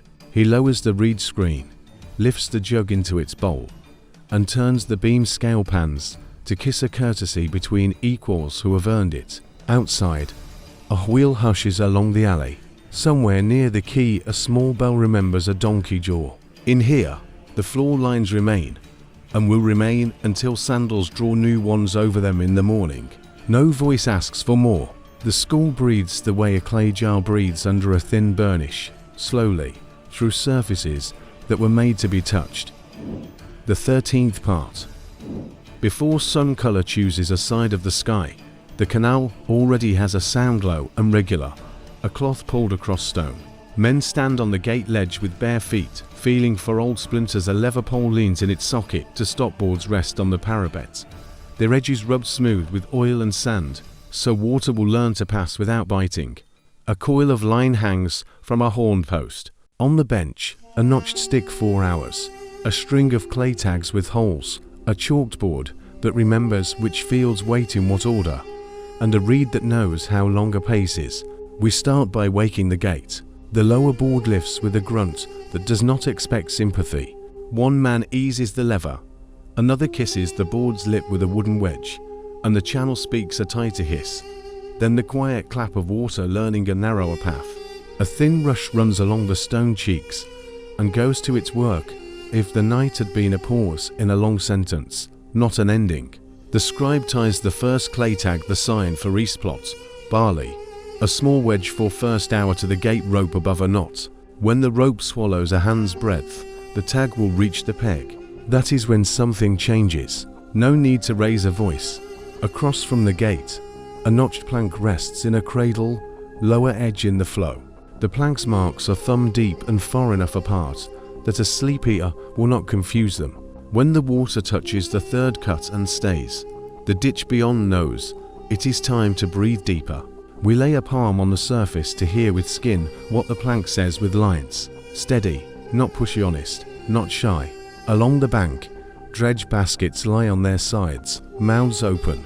A sledge made of palm ribs and a board carries a plough-like lip of baked clay bolted through with copper nails. The lip skims the bed, lifts silt, and spills it into the current, which ferries the heaviness toward the shore where a crew with forks drags it into quiet. The sledge rope passes through a loop on a post, back to 2 men who walk the bank and lean into their harness, as if arguing with a friend they plan to keep. If your attention softens here, the gate will not sulk, the rope will climb its peg without help, and the notches will keep their appointment with the water's shoulder. Farther down, a swingway waits, to read screens bound with tamarisk, hung on pivot stakes that remember where they like to stop. We pull one into the current and splash a little so fish will hear the plan and choose the other side. A boy learns the weight of the swing. He opens his mouth to laugh. We show him with a finger where voices go when hands should be busy. He closes his mouth without resentment, which is a kind of graduation on banks like these. At the first takeoff, a field ditch yawns fresh cut, walls plastered with mud that dries to a skin. The ditch foreman walks ahead with a shovel, wearing a bronze shoe. He trims slumps, rubs lips with wet clay, and presses a reed comb against the face so the tiny grooves will teach water to slow down and spread instead of cutting a new opinion in the middle. Behind him, a pair with a drag board flat, with a loop for a rope, levels ridges in the plot to a low checker of basins. Basins take turns, turns teach fairness, fairness teaches quiet. We carry a sweeper, long pole with a jar under our sling, and a counterweight stone down where the ditch lifts above the field by the height of a man's hand. Evidence suggests this counterweighted lift came from watchers of birds who grew tired of lifting without help. Whether the story is true or not, the sweep does work like a creature that knows your bones. We plant its pivot in a sleeve of clay, throw 2 baskets of stone around its foot so it will not wobble into sarcasm, and set it moving. Jar into water, weight down, jar up, pour. 3 men make a river into rain. This is where small order pays. The hour stick belongs to the gate, the string of tags belongs to the rope, the reed belongs to the foreman, and the chalkboard belongs to the scribe. When these things stay loyal, fields learn to trust. A break shows itself along the far embankment as a darker wetness, the kind that means trouble if you love sleep. We bring a fascine wadded reed bundle, tie it with palm cord, jam it into the leak's mouth, and smear the edges with clay matted with straw. A boy tampers with a mallet the size of a bread loaf until the bundle argues less and participates more. We throw a wad of mud on the upstream side and let the head of water press it into virtue. Then we leave it. Watching a repair too closely is how it learns to dramatize. The rope swallows enough to slide the first tag to the peg. A hand lifts it, the scribe moves it to the dung cord and ties on the next north plot. With a wedge that means half, we lower the border palm. Nobody raises a hand like a judge, and the channel politely adjusts. The notched plank thinks about the change and then agrees. It always comes to agreement eventually. In the dredge lane, we drag the sledge again, this time with a man in the water guiding its lip with a pole. Silt billows, turns brown into the flow, and leaves its worth in our grasp. We fill baskets and leg them up a ramp to the field edge, where a woman with a rake combs them into a low terrace. The terrace is not drawn on any tablet, it appears, because people refuse to waste their backs on the same job in the same way for too many seasons. Next flood. The terrace will hold next wind. The terrace will catch next bargain. The terrace will be the quiet argument we win by pointing. Middle of the morning. We call for Fargates to pinch. A runner takes a shard with 3 marks and runs not like a poem, just like a man who has a distance to cover and a reason that fits in one hand. He shows the shard to the keeper at the crosscut. A clay tag on a peg answers back. The keeper shaves his water with his own lever and thinks he thought of it. That is fine. Men like to own good ideas. At the end of long banks, there is a schedule for the day carved into a small tablet baked last season. Water to east plots first, then north, then the middle basins that sulk under tamarisk shade. But we flex. A wind brings a thin cloud and makes a long shadow across one corner. We give that corner a longer drink. While the cloud is kind, nobody writes this down except in the line on the scribe's face that means remember how that worked. A cart creaks along the verge carrying reed mats and pegs. The driver stops where the bank changes color. We roll a mat, weight it with 3 stones so its belly reaches the water's stair, and build a little dam that steers a trickle into a dry pocket. A child claps once the mother flicks water on his forehead and points to the hour stick. He looks down. He learns that hands matter more than weather. You can rest your eyes while the sweep swings and the basins fill in a slow order. The jar will rise, pour, and repeat without your witness, and the rope will still know which knot comes next. At the noon cut, we roll out shade to mats across 3 stakes, then sit, not to own the day, but to let it pass through us. Flat bread, a fish that forgot its right to brag, pickled reed hearts, a cup of beer that has learned courtesy. A man runs a thumb along the edge of his shovel and finds a nick. He will not file it now, he will remember to do it when the tool can think about futures. He rubs clay into the nick like a promise. Afternoon returns with a shallow complaint of wind. We lift the swing weir, throw 3 handfuls of cracked potsherd into the toe of a bank where hooves intend to make a case, and lay a palm where water used to tell a lie. It goes quiet. A frog that had strong opinions loses them and moves 3 body lengths to the left. The frog's new philosophy suits us. On the measure reed knotted, every palm we count the basins inside the checker. Each square fills to a line, sits for a count, then nudges its neighbor. The ditch carries on, but the field chooses a slower grammar. A woman calls from the far side and points to fingers, then 1. We lift the sweep slower by that much. Counting by fingers is older and often better than counting by words. A silt sled runs again with 2 men and a boy. They take turns at the rope, walk backward along the bank, and then forward with the loop in changeover. The sledge lip nibbles instead of gouging, because the lip once learned what happens when it boasts. The boy looks at his heels, trips once, does not fall, and learns the single lesson that keeps more men from drowning than any tablet. Keep your mouth closed when you don't need it. We plant 3 reed stakes and tie a thread across the ditch with a knot that unteaches itself with a thumbnail tug. The thread sits just above the water's nose. When it quivers, we know head is right. When it sags for more than a little, we know a rat has built a guess under the bank. We fetch the fork, probe, pull out a wad of weeds and ambition, and tuck the hole with wet clay. The thread calms down and behaves as if it had never been excited. The rope reaches the last peg, the final tag drops into the scribe's bowl and clacks against fired clay. We close the gate to a trickle. The canal changes tone along its length. Relieve like a man who found the word he had been looking for all morning. We walk the bank to make sure tools do not harm themselves by trying to find home alone. The sweep's pivot gets a handful of damp straw around its foot. The drag board leans on a post at an angle that keeps its lip out of the mud's desire. The notched plank comes out of its cradle, lies on the wall to dry, and remembers to be wood. A crew appears with spades for a cut across the track to the next ditch. They lay a line with the reed, score the path with heel, and take a thin slice of road away. A small wooden gate slides into the trench and turns a mouth to the right. Someone sets the gate pole, passes a cord around a peg, and ties it with a hitch that tells the future to stay where it was just this moment.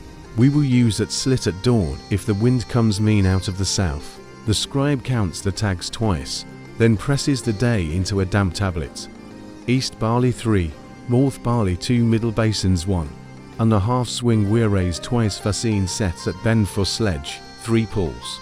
He rolls the seal reed, gate, wave across the edge, and cuts a notch that tells him where to stop tomorrow. The tablet will dry by the stove, then stand in a jar with others like it, a choir of small votes for the day's order.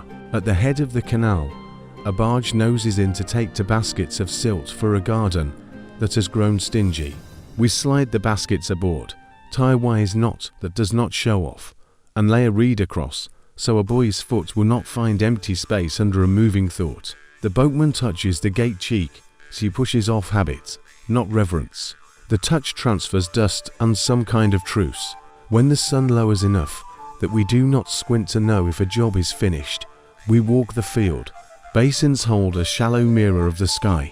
The outer ditches carry a faint line, loyal and thin. The brake that worried us sits in its mud bandage and pretends to have been a good wall all day.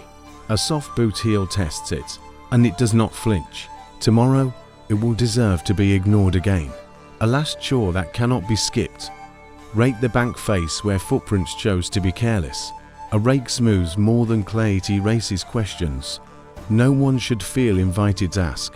Men and animals will do better if the embankment looks as if it grew here by itself and always knew how to stand up. We put the gate boards back in their slots to the height that keeps fish where fish do well and boys where boys belong. The lever leans where a lever should lean.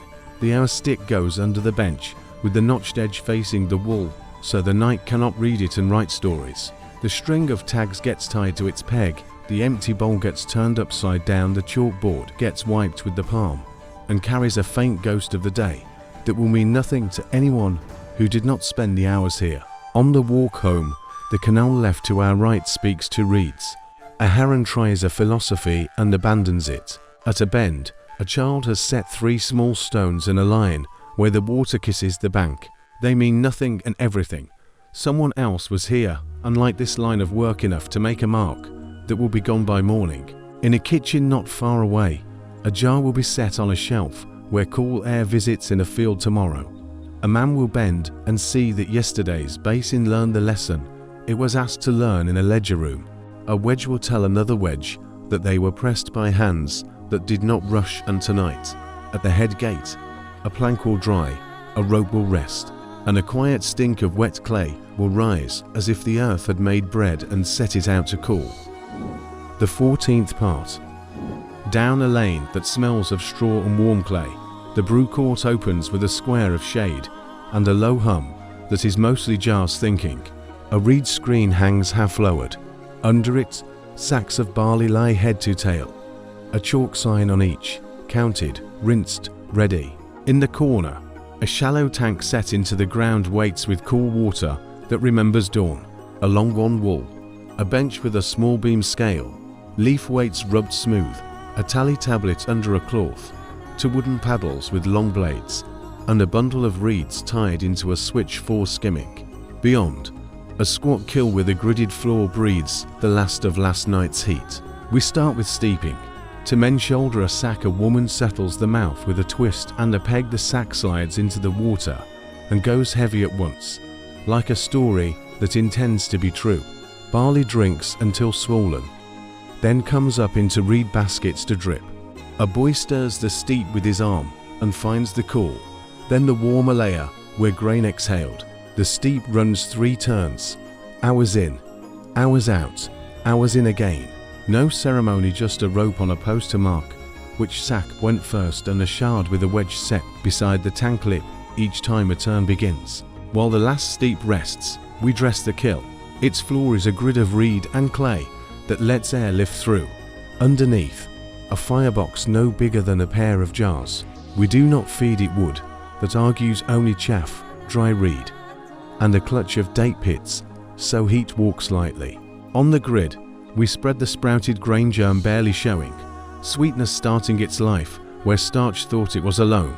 We turn the bed with wooden rakes by the armful, so the green threads do not tangle and decide to become grass. The door stays only half ajar. Kiln heat is not to cook, it is to dry and to teach the malt to remember its sugars without burning its reasons. A clay pot warms near the threshold with a paste of flour and water, a leaven that has not admitted its name to the world. We will ask it for a ladle later. It lives here in the warm, in the mute company of a dozen generations of the same jar. Nearby, a shelf holds loaves of papier hard barley bread baked twice with a little date mash and a whisper of spice. These will dissolve into mash later and turn their crust into sweetness. Find the place where the work holds steady. Reed baskets dripping, kiln exhaling a dry breath, paddles leaning, the beam scale on its mark, and the tablet quiet under its cloth. If your attention drifts to the sound of barley sliding across reed, the grain will not take offense. Mid-morning, we haul yesterday's dried malt into sacks and rub it between our palms until the sprouts flake off. A woman with a sieve holds neat and round, shakes off husk and leaf, and the little grain lies. Clean malt falls to a bowl, husk goes to a bag that will become tomorrow's filter bed. On the bench, the small beam scale weighs out charges for the mash, 3 measures coarse, 1 measure finer, a pinch of roasted malts from a pan that sat longer in the kiln for colour. The pointer makes that small bow it always makes before it accepts truth. In the mash court, a low vat of clay sits on 3 bricks.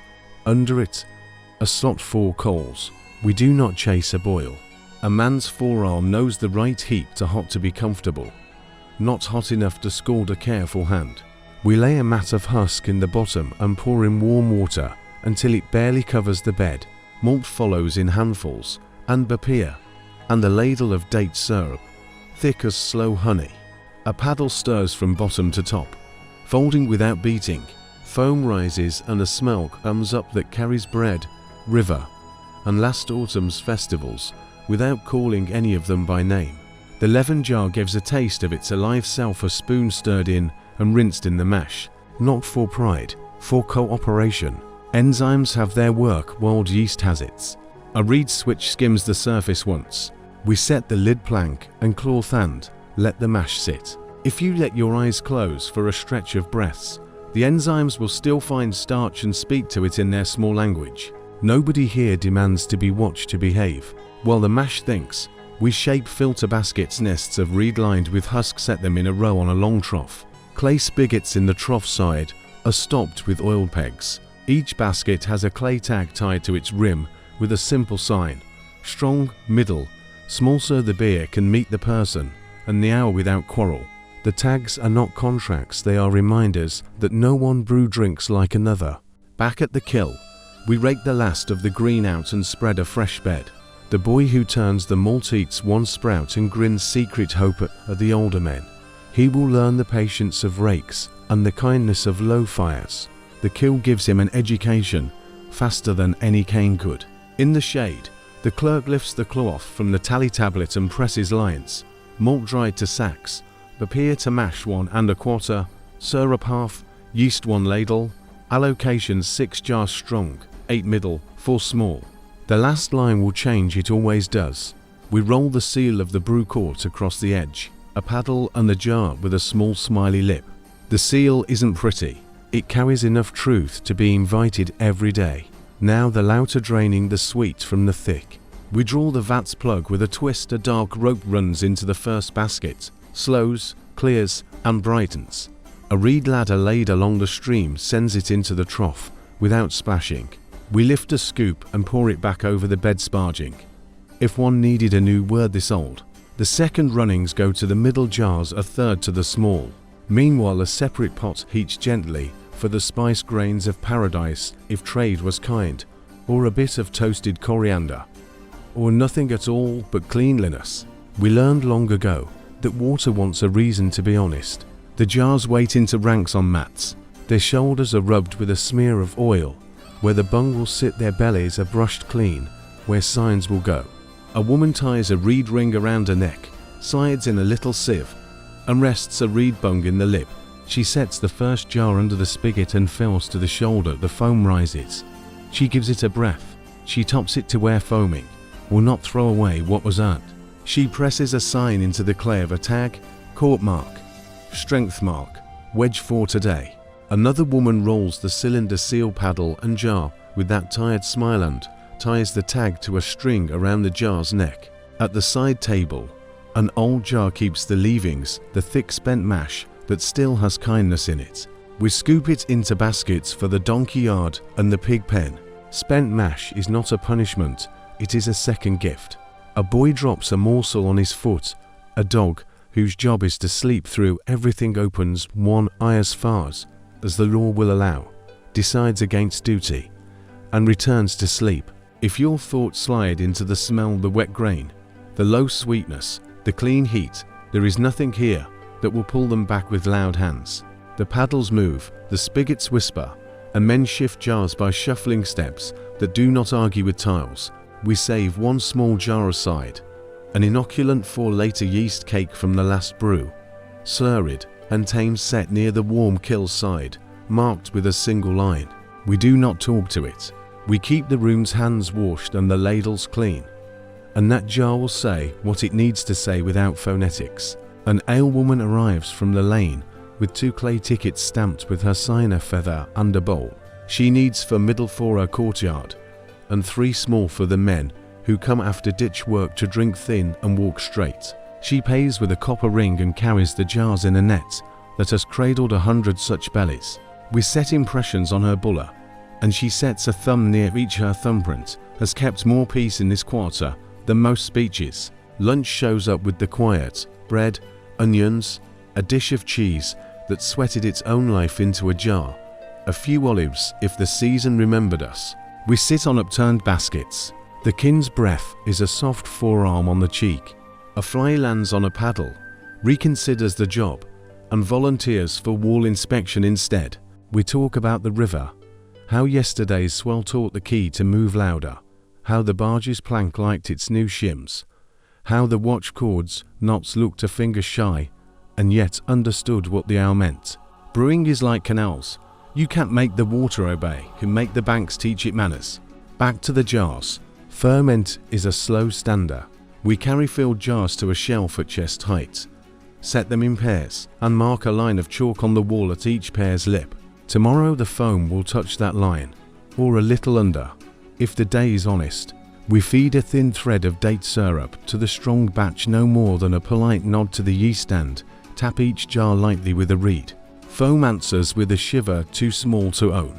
A lid of reed mat goes over the shelf, not tight, just to keep flies from setting up a school. Near the gate, a little bench holds to strainer pots, shoulders with holes used for serving later, when the mash wants to make a third appearance. The holes learn their size in the potter's yard last week. A child with a mind to name everything calls them rain bowls. He will be corrected later by work, which is the way things should be taught. A messenger from the ration court wants a list. How many strong to the stone cutters? How many middle to the weavers? How many small to the canal crew who will be in waist-deep water tomorrow? The clerk reads from the cloth-backed tablet. We answer with wedges and signs that the messenger can carry without spilling. He ties the envelope with a string and the clay disc and rolls the seal. The way the seal bites the clay makes a sound like barefoot men on dry tile, which is almost music. If you need to drift again, let it happen here, where jars stand and learn their business without noise. Foam will rise with or without a witness, just as barley swells tonight without your permission. Afternoon asks for one more mash thin, for small jars. We work it quick. Bed of husk, warm water, leftover papier, stir, drain. A woman bends and stretches her back with the slow courtesy a back demands. Her hands never leave the jar. Her eyes find the wall and rest there where the chalk line waits. The line will be met or not met either way. The bench will remember. Shelf by shelf, the jars take their places. A few get peg caps pressed with wax around the seam. These travel to the caravan yard tomorrow at dawn and must bear jolting without telling their secrets to the road. We nest each in a rope net and set them under a reed canopy against the sun's arguments. Wax softens near noon. We keep wax in modest shade and tell it nothing about pride. The last tasks are tidy, as they should be here. We rinse paddles with hot water, stand them blade down so they dry straight, and rub the handles with a bit of oil for the sake of the next pair of hands. We sweep husk and grain hair into a bean. The bean goes to the dovecote. We wipe the bench with a damp cloth and turn the beam scale pans to face each other like old friends sharing a secret. We set the leaven jar behind its reed screen, slide a shard over its mouth, and tuck a bit of string between jar and shard so tomorrow's hand finds the edge without searching. On the tablet, the clerk presses the last lines. Strong 6 due to stone, 2 temple, 2 to key middle 8, 3 to weavers, 2 fairies, 3 to North Court small for canal crew. A wedge for yeast saved, a wedge for malt on kill half. He rolls the seal slowly. Once, he cuts a small notch. His eyes close for half a blink longer than a blink. When they open, nothing has escaped. Light moves to the western wall. We pull the screen down another hand. Jars breathe under mats. A late runner brings news that the caravan left on time, and the toll guard invented no new rules at the gate. We nod because nodding is proper courtesy for such news. A dog stands, circles once, and forgets why it got up. Somewhere, the river speaks into its wrist and tells it the hour. Here, we lay a reed across the spigot mouths and hang tags on the shelf peg. Do not touch, written in the kind of science that hands obey even if eyes don't read. On the way out, we check the kiln lip, rake the coals so no spark can negotiate trouble in our absence, and set a flat stone in the mouth like an old man closing his own door. The lane smells of barley skins and a little of date syrup that wandered. The alleys just thinks about being bred and then laughs at itself. In the court, someone has left a cup with a line of foam clinging to its inside face like a thin memory. That is a good omen if you care for omens. If you don't, it is still a good line proof that work happened, and that tomorrow has an easier first sentence than yesterday did. The brew court does not clap when we leave. It nods in its way, jars in ranks, paddles leaning just so. The beam scale quiet, the tablet under its cloth settling to the temperature of everything else. We shut the door with a bar that has learned to like this wall and this hour, and the yeast where it lives on the shelf, in the jars, in the small foam that always remains on a lip goes on with its slow, even work, untempted by noise, uninterested in prizes, ready to meet morning with the polite bubbles of a plan that does not need witnesses.